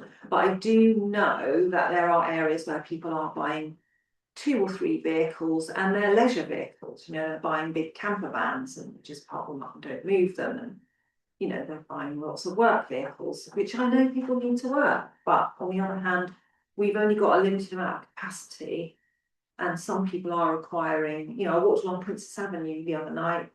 It's a terrible place for pavement parking. And there's a caravan parked on the road now. Someone's decided to purchase a caravan, hasn't presumably thought, wonder where I'm going to put it, and just parked it on the road. So there's an element of lots of different things going on, in my opinion, that some people are just buying multiple vehicles and not thinking about where they're going to put them, and some people genuinely do need their cars. And what the answer is, I do not know, but if it's writing a letter to the Hattock Committee saying we'd like a review of parking, that might get me a bit further. This is a general widespread discussion, because it is an issue that's getting more difficult with more unreliable public transport. But my personal view would be having a bus that joins up all the dots, because then people have a choice. If you're living, like someone I know who's elderly and still drives but is living up in Shields, she feels she can't give up her car because she can't walk all the way into town. But if there was a bus service, she would. Same for out at Slade. and Lee, you know, we're not pushing for these things and, you know, maybe we should. I mean, what I found, we've got an electric bus that goes all the way around their town continually. Electric minibus, and it's really good. Can I just ask Councillor Elliott, regarding parking? The Terrell Hospital, is that parking space available when the hospital's closed? Well, no is the answer. However, they've got no means of enforcement. But the trouble is that with pressure on parking, people actually leave their car there all day. If people were actually moving their car by 8 o'clock, I don't think there'd be a problem, but we are continually contacted as a league of friends asking to put messages out for people not parking there because. So I think if there was a sign saying you may park here after 6 o'clock at night and before 8 o'clock in the morning, if people knew that, then. I think it might encourage more people to leave their car there, that would be my thought. Yeah, the Tesco and Lidl's car parks, they're empty all night, aren't they? So people find a way of using them. That's correct. Quite a lot of spaces altogether. Chair, I think the council earlier was quite rightly raised.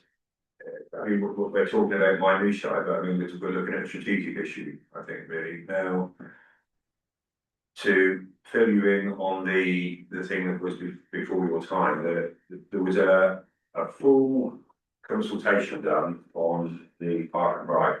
It's not park and ride, residence park. And it's not quite as straightforward as thing. It's not universally popular. The reason it wasn't universally popular is back in the day, it was going to cost about, it was not a lot, about £15 or £20 per ticket to qualify. You know, you've got everyone that's in this scheme would have to pay to have it warned. So if you were in the street, for example, Victoria Road, whatever it is, there's probably 36 days in Victoria Road. So they would have to pay around about £1,000 to have their street warned. So that's number one. Item number two is you can't have a space outside your house. You are in east, central, or west, and you can park best you can in one of those areas. The good thing about it would be that if you only issued one ticket per house, then that would solve your caravan problem. Now, these consultations, which are necessary before you put one of these things in, are fairly expensive, but they're very expensive. Now, I recall, going back to them now, but I think there's a fixed budget, which is not very much, and councillors clamour for it, and very rarely get a result. But I would think you could ask, and it's not Hathaway, it's county, that actually, that you don't speak, Jackie, then I think, is it highways? Greenwood. Dan Thomas's, well, no, he's highways is in repair of the highways. He's transport. Yeah. Well, I think it comes under, it's Stuart Hughes' old role, I think she's replaced Stuart, so if there'd be someone to ask, how do I get residents parking, or how do I start this consultation? It's enormously expensive, it's time consuming, but it's the first step on the way, and that's the only way to get there. And they might say we haven't got a budget back anymore, but it's worth an ask. I haven't got the information that showed which areas are particularly bad for parking. We got, sure, that's not the first. Just draw a line around central. First thing, A line around central. Yeah. And then Some streets are obviously going to be worse than others, aren't they? they're all pretty bad. I think the closer you are to centre, if you look at Belvedere Road, I mean, there's fights over there. I know you've got referees on them. Have we got the old consultation that was done when Mike was county councillor? Well, the transform, did that. Yeah, I mean, at least it might give us a starting point. And how would we pressure to get around Ilfracombe bus? How on earth would we start on that one? What data would we start with? Stagecoach, so good. I did a bit of work with Tory Torridge. I was talking to the guy who owns that. And he turned down various contracts because he just said they weren't viable in terms of cost. So maybe if that was the route, it would be worthwhile getting one of those guys in that actually runs and operates those bus services and get them to come in and say, look, what would we need to do to make it viable. That would be my suggestion. I would also suggest looking at other councils such as Falmouth Town Council, a similar sized town. To us. They're under a unitary authority, that shouldn't make a lot of difference, I think they've had those buses for quite a while and just see how they did it, but also there's something called Peninsula Transport. They grant fund, in fact, they grant funding the work buses. Yeah, we've already had grant funding from them, 15,000. So although we wouldn't be able to apply too close to the previous one, we're not talking about a short-term thing here. So there could be grant pots in the southwest. So I can ask again, I'll ask the same cabinet when Well, it sounds like we need to start with an investigation, Sarah, tick that off. Yeah, and we haven't got any data, it's anecdotal and walking around. The amount of pavement parking we've got, again, is another indication of a lack of parking. So again, you put double yellow lines in to get rid of that, and you're displacing rows of parked cars. And what they do then is then they start parking at night after 6 o'clock really dangerously It is on dangerous. double yellows. Yeah. And that's what will happen if St Mary's Park Road, it won't be really, but parking is there. Going forward, you need to ask the questions of how would this begin, perhaps, you know. Should we set up a little working group? Or is that a proposal you're gonna come to full council with next time?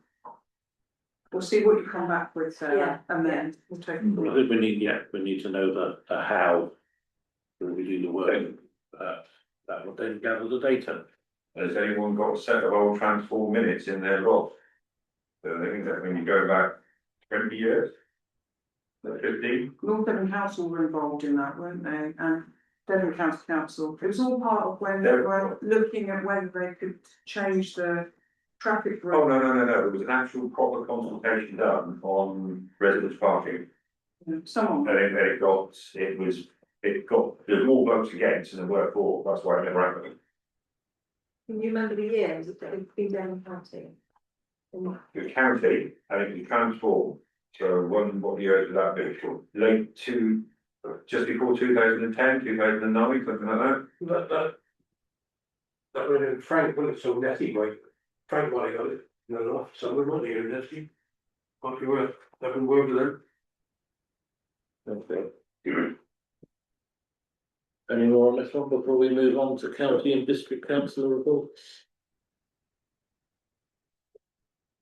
I did have a quick feedback verbal report.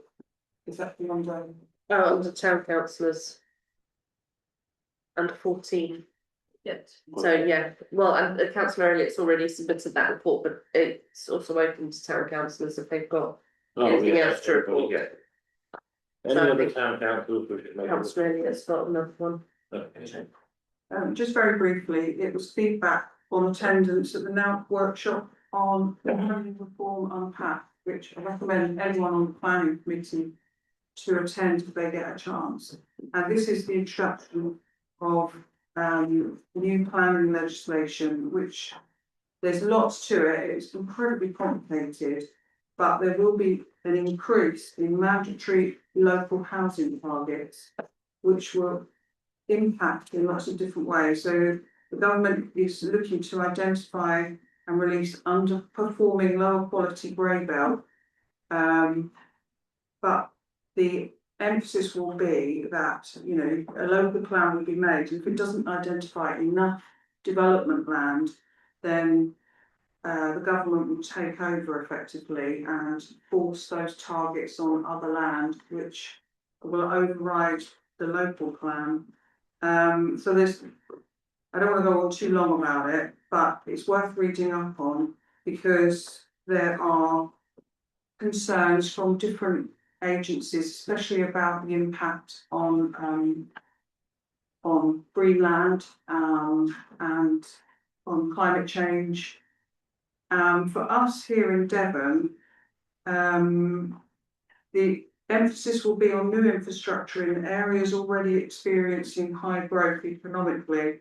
For example, if it needs a new train station, And there are real concerns that that would exacerbate regional inequality, so that's something to consider for North Devon. So those areas that are doing really well in the south east might be more likely to get infrastructure projects. And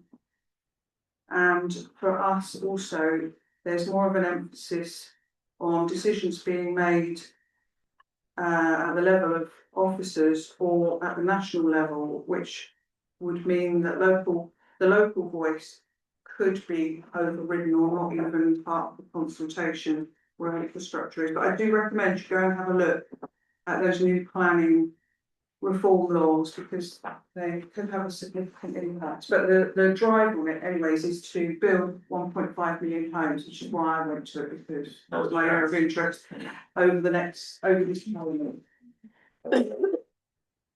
Part of that is the ending of the right to call in decisions. Yes. By councillors, which some people are concerned about. Yeah, and increased office delegation, I think, for sites that are up to 9 hectares, they won't normally go to committee. Yeah. Thank you very much, councillor Crowe.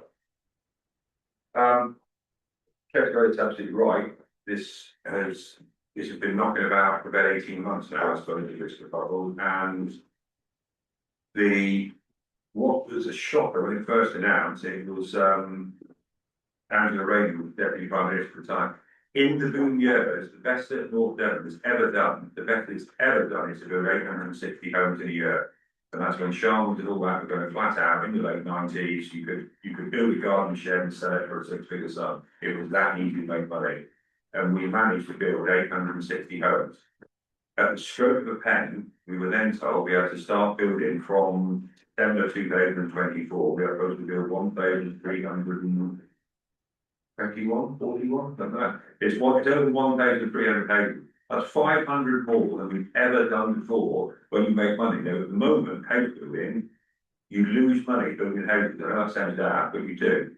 Devonshire Homes have pretty much mothballed their site. Elan Homes are expecting to lose 6% of their investment building the shields. You cannot make money building houses at the moment. You can't do it. And yet, the government has just thrown the pen and said, you got to build another double what you've already done. After.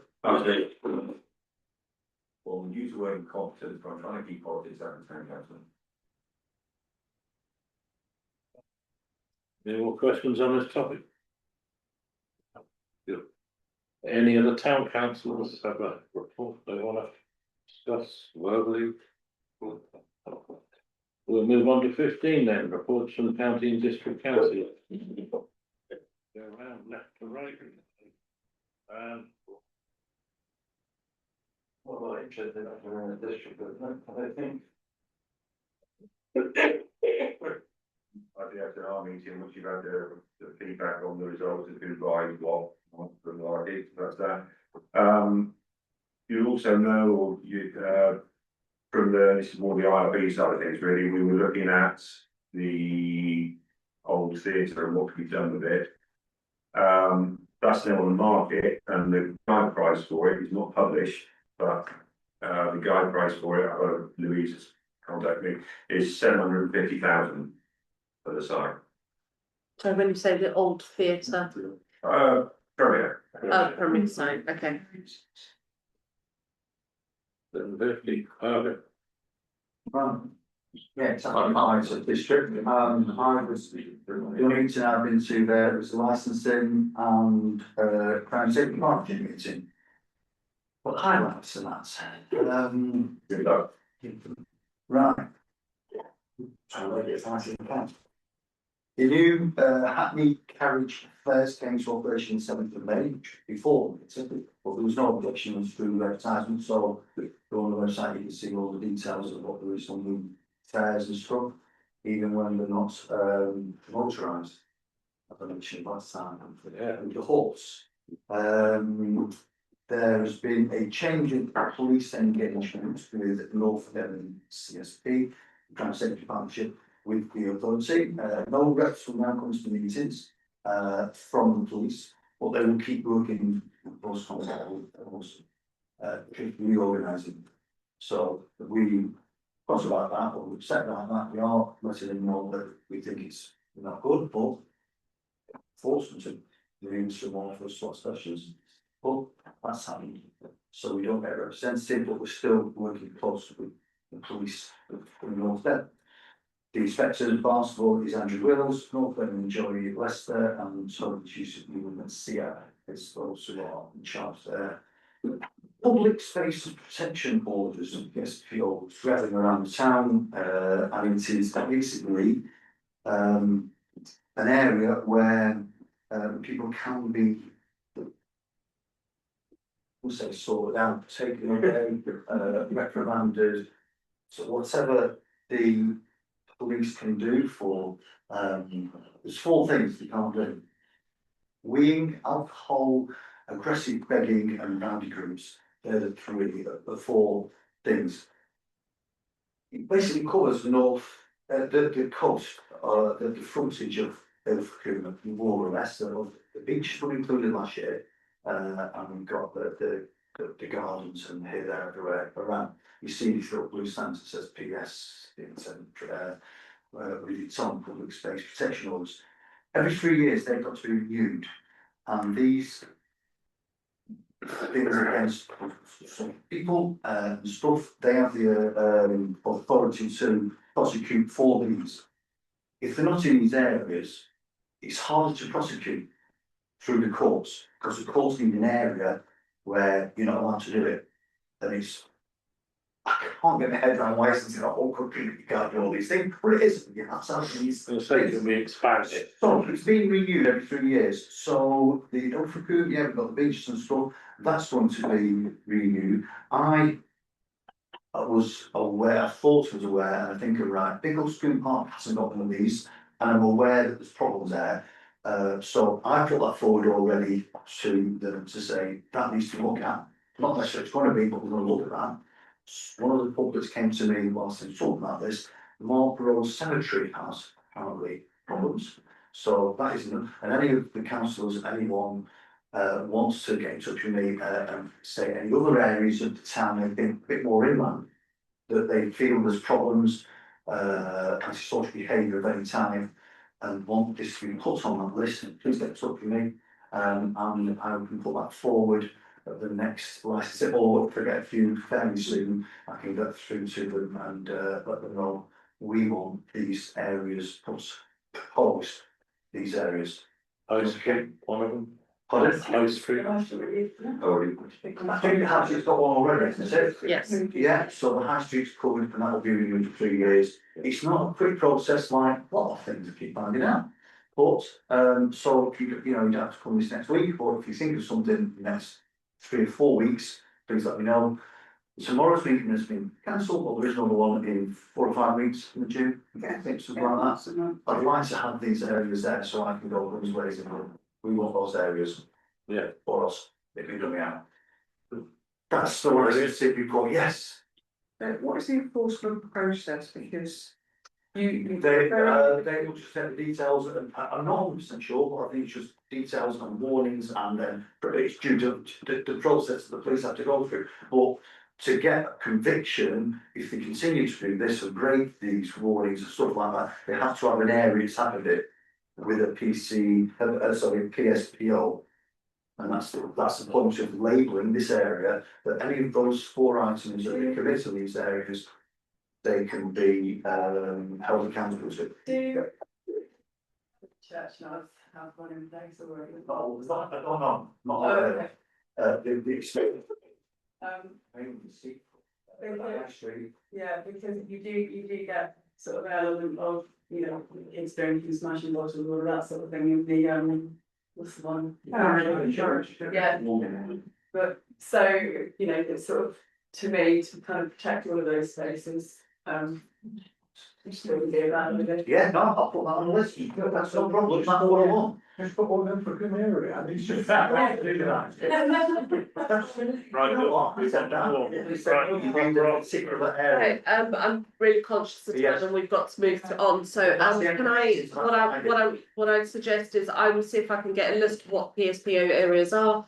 I'll circulate that and then we can then feed back to councillor Quinn. So yeah, we'll get all of that sent out and then you can then feedback, so. Have a map of it. Anything you want to say, June? No, I think my colleague on my right has covered most things, and obviously as the harbour board, as you already said, there is this other organisation which is doing sea safety, which obviously Charmaine will find out details from George to Harbour Master, so.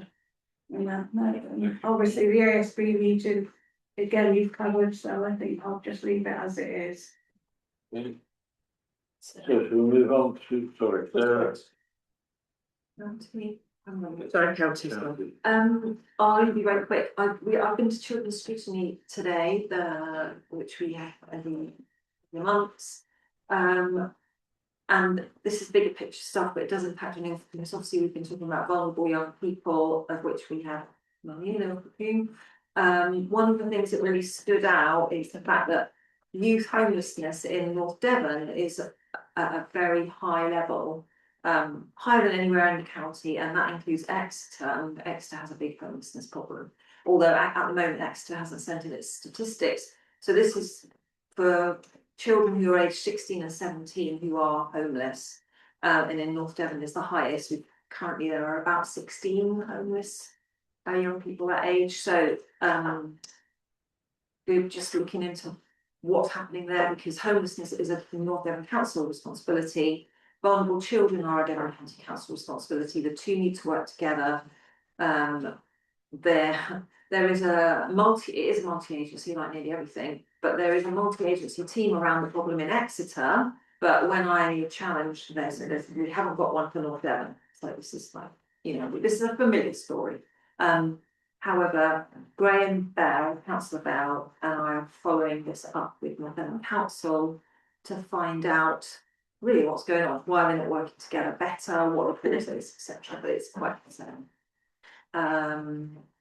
So yeah, that's my big thing. There's lots of transformation going on in children's services, as I've already said in the previous reports. Lots of good things happening, but also we're getting lots of stats about what's happening in North Devon. Sometimes it's an outlier in a negative way, and things are not improving as quickly here as they could be, and it's often linked to inequality and our remoteness. But inclusion at schools is a massive focus now for Devon County, so it will be a big drive for schools here. They have to do it. It's a government initiative, so that's me. Sorry. Very important. The green extension. So. Yeah, this is a new bit of process as well. Well done. So we now have to extend the meeting. So we have to propose and vote in a second. I'll propose that we extend the meeting. Can I get a seconder? John, all in favour? Anybody against? Don't know what happens if you're against. You're welcome to welcome to leave if you have to. Yeah. So all right, moving on, item 15, unfortunately, no, we've done that. 16, receive reports from working groups from Council of Champions. We've received 2 reports, one from David Williams on youth and one from Councillor Elliott on public health champion letter of intent. So David, first up. Thank you. So we have discussed a lot in the past and this meeting as well about youth in our town. I think it's worth highlighting the need report the government received literally this week. It is a massive issue. I looked at BBC, did an article about today at West actually last night, where 15% of kids are in the UK compared to Denmark, what is 5%. So I believe it is a big issue, especially in our North Devon area. I've kind of gone over it a little bit in my report about how our ruralness is, although we live in a lovely part of the country, it does affect our youth, and it does cause relative issues with transport. I've highlighted in my report about transport to college, education, those little things. So I would encourage you to have a little read, and I don't think I don't believe we're really the authority to deal with it, but I will say the town council, we do tremendous work in this area. We really do. We have a youth college thing there. Youth club, well, what I'm involved in. We had a thing at the John Powers for employment. Jobs and careers. The jobs and careers thing, and this is an initiative that the town council is driving. What's fantastic to see, so we are doing our best with the limited resources we have in our town. So I think we should be proud of that, but there's definitely a lot of work that other organisations need to do. Youth Club is also a thing that we've got, thanks for highlighting. I am involved in that. It's doing really well. I think we had 30 odd kids attend last week, and they're lovely to work with, they're lovely to chat to and get beaten at volleyball. I've never thought I would get beaten at volleyball by a bunch of 7-year-olds, but hey, I'm not at my peak fitness anymore. But no, it's fantastic to be involved in that and see it grow and start. I would encourage anyone, if you want, have you got spare time to get involved? It's a thing that's really driven by the town council on Ilfracombe, but also volunteers that put their time into it. I know it's every Wednesday evening, it's a lot of commitment. If you can do one Wednesday a month, or know someone that can do it, it's great. And if you have a skill, like we have DJs coming into the youth club, we have spray painting artists coming to the youth club, anything that kids can have a go in and interest and help broaden their horizons. Because you can argue the education system now is quite A to B, do your exams, you learn this, that. And this gives kids just another route to explore things. But I think it's desperately needed in the town, and it's great that we brought it back. I've mentioned in my report about the youth council, about the youth council. There's ambition, I would say, to have one in Ilfracombe. I won't speak much of it yet, but we're working with officers to see if we can achieve it. It's doing good things in Barnstable. I'm going to attend more often to see how it works and how it plays out and what it looks like in our town. And obviously I highlighted Ilfracombe Futures that unfortunately I've not been able to attend because work usually conflicts with it, but I booked work off this month to attend the actual meeting itself, so I look forward to hearing about what's happening in that. But I obviously really love your report, by officer who I like to do anyway. But yeah, have a little read my report and Thank you. Any questions for experience? Thank you for that. And the second report, I believe you covered this one, councillor Elliott, earlier on in the champions bit. I don't really want to have much more because, you know. No, it was accidentally kind of put in the wrong space. I mean, you can really feel yourself. It's all about public health, about identifying health inequality and how to address that. And looking at prevention, and we know in Ilfracombe that some of our residents have lower life expectancy and many more years of poor health where they develop health conditions earlier. And so public health champion is about drawing down that data, looking at the services we've got and trying to identify those parts of our population that could benefit from better access, which links back into transport and everything else. But read the report and yeah. Thank you. Right, item 17, IRB update. Yeah. It's happening on Wednesday.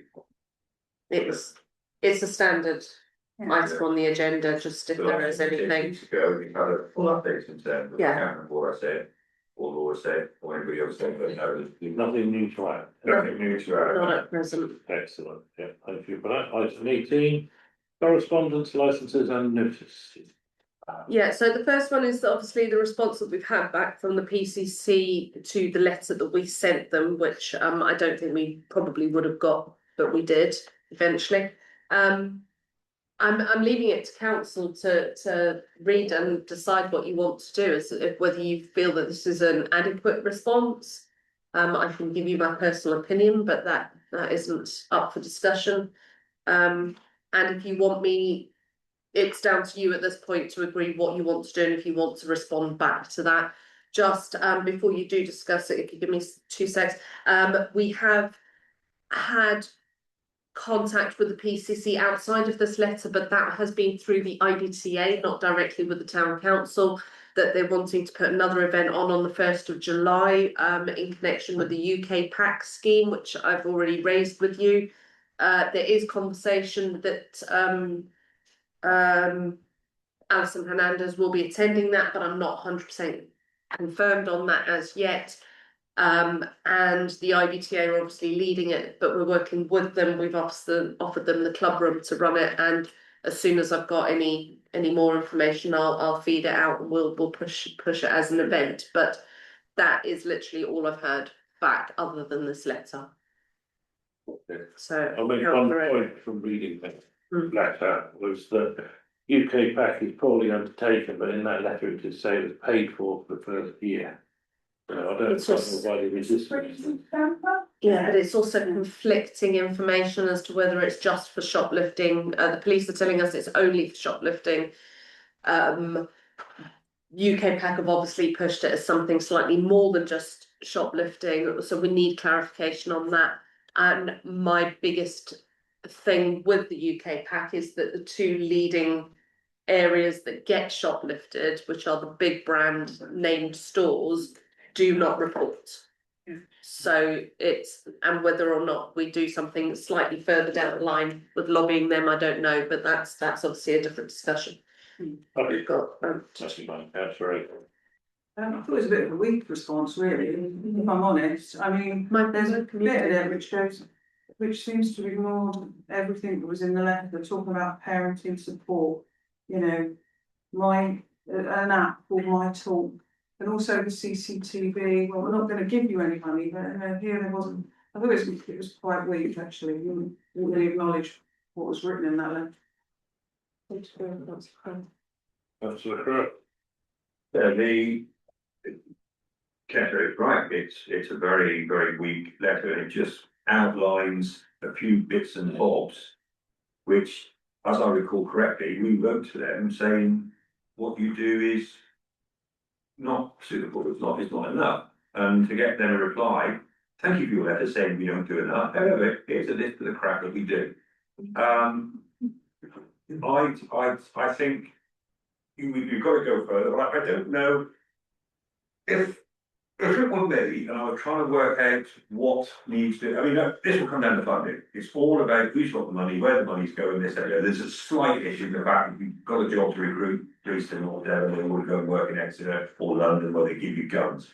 But genuinely, North Devon is very difficult to recruit police for. There you go, and you can start public involvement.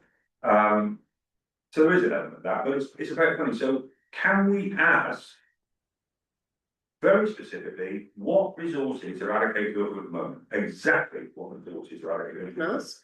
And then once we've got the information, you can then say, well, how are you going to cover that? There's about 8 shifts. If you want to cover 24-hour policing, there's about 8 people we need, with holidays, So, can I just clarify, when you ask what resource do we have, are you asking of the police directly, as in the police force? Yeah. Or what resource? Okay, I was just clarifying whether or not it was resource from the PCC, potentially. Two different types of resource. Well, she should be our police, the chief constable, to play his parts like he should. So we want to know what exactly we've got, because you've got this nonsense about, we because of cutbacks and that, we've only got 2 police. What's nonsense? The police numbers now are higher than they've ever been. So where are they? Where are they hiding? What are they doing? In the office. Well, yeah. Sometimes it needs to be in the office. You've got additional crime there, haven't you? I mean, but it is. Wilson. And on that, I think I forwarded it to Laura. I saw a splash about, is it in Cornwall? Some towns received a load of extra money for additional policing. And Yeah. where was it? Wasn't Yeah. Not somewhere that you'd associate with massive disorder or anything. So again, I'm thinking, well, if they qualified for it and got that, what's led to that? And we're not one. Trevor was first, I think. Could we invite us to come and see you for them? I actually have, on a telephone conversation, I've invited them to come and meet, and even if it's just under the One Eltham umbrella, and see the work that we're already trying to combat as a community. But I've obviously not had, that wasn't directly with her. I can invite, yeah. We've got a short letter. The town council. So willing to do a point, or we? Yeah, I think we could ask the police resources they have and try and challenge it, although I reckon we'd be pretty upset with the figure, because we know that, Leicester, I believe, looks after Southampton as well and stuff, so it's the geographic wide area that our police officers cover is ridiculous, and it's never going to be achieved by what they have. Although I will, to speak for the police, you might hate me for it. The issue they always have, and we keep answering it in town council meetings and any meeting I've been to, people don't report.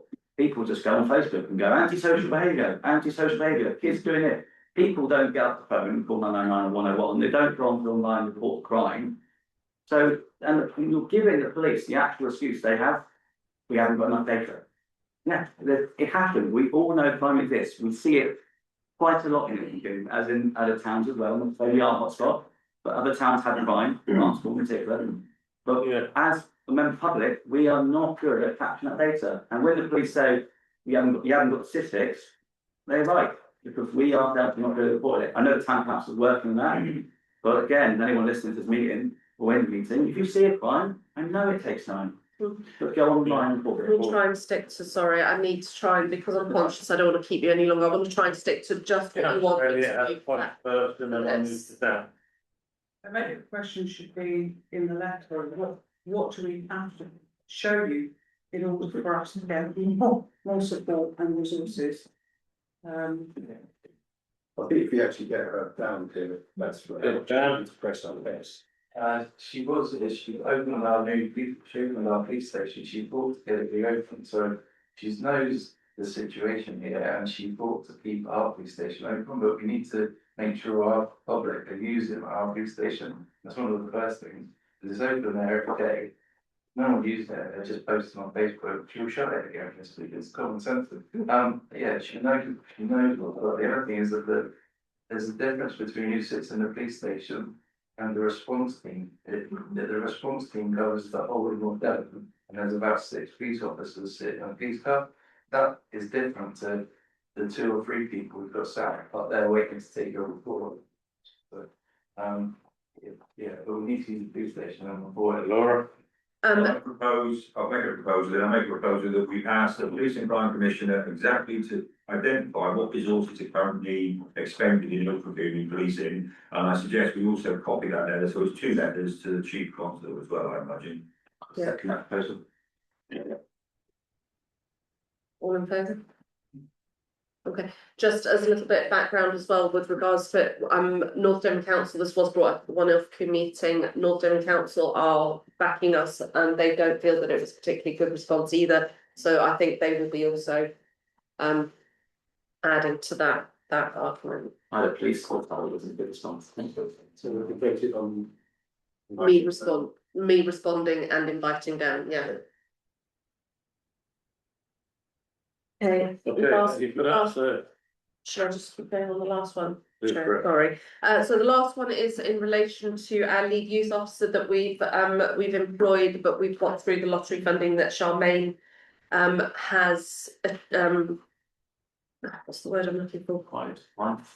Got. Obviously, this is to do with Keris being able to extend her time with us by getting the right qualification, is that right? Just trying to get so she's background right. doing her masters in youth work, and if she is able to do her degree work, there's an opportunity for her to get it sponsored, which would then mean that she could do the work full time in the youth club that she needed, but it would be paid for by that organisation that does the funding for the degree work. So it's to get the support to do that, because that will essentially really get a free Keris for 4 years while she does that. Just, sorry, is it supposed to be, the letters are redacted, is it supposed to be redacted in the public meeting that who we're talking about? No, because it's public knowledge that we've already got that employee, so it's not, it's only, no, we only redact email and contact details. It's fine. So that it's, the public can't, we do it with a lot of you, so if anyone had a personal email, I'd redact that so that you don't get bombarded. But I think basically I've drafted a letter, so in support of Keris, so unless anyone has got any general arguments on it. To be imposed, I'll propose it, or You do need to, yes, it needs to be proposed and agreed that. I'll be on Because it will be on behalf of the council, so it's not just a letter as an officer. As a secretary. All in favour? Against? Abstentions? Done. Done. There's discretion. Mine one was kind of covered with regards to volunteering. I'm not going to go back on that one, but I did think that I have circulated an email out, unfortunately, obviously not to the three of you, but one that Councillor Wilson highlighted today to do with national landscapes. If anyone has any interest in wanting to represent or be on that, or please do let me know. And if you want to find out more, just let me know and I'll send it over to you as soon as I can. William, do you have a bit of discretion? Oh, very well, very well. Just it. Can I suggest that the three new councillors get a copy of the Ilford Town strategy, which is the document to which we are theoretically working, so you can excitedly read it, and there'll be bits in there you like, bits in there you don't like. So it gets reviewed every now and again. You might want to change bits, you might want to say what a marvelous document it is, you're all doing so well. So, yeah. It's on the website. Okay. Is there a chance when it's hot like this, having a fan on me or something? Stiflingly hot. Yeah, it's yeah, it was really difficult because it wasn't hot earlier. It's having this many bodies in a room. I think Councillor Wilson was the person who had the other chairs. It's great.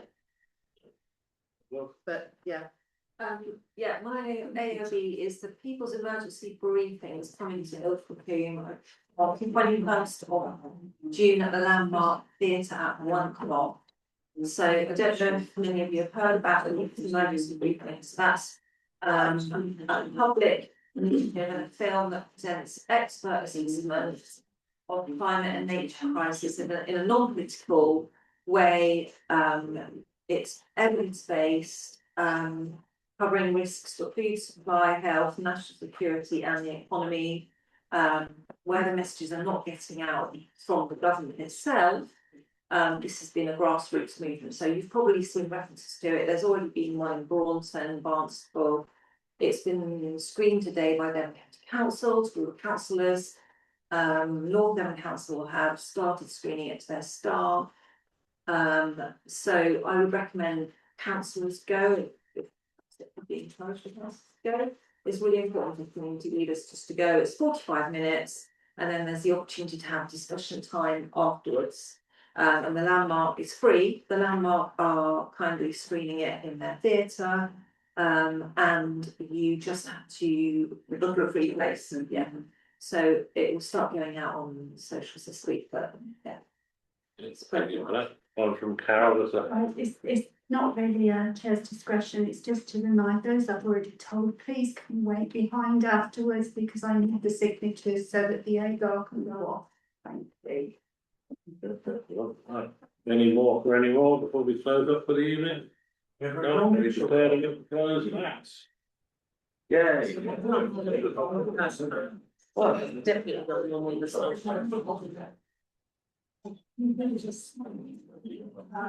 Yeah.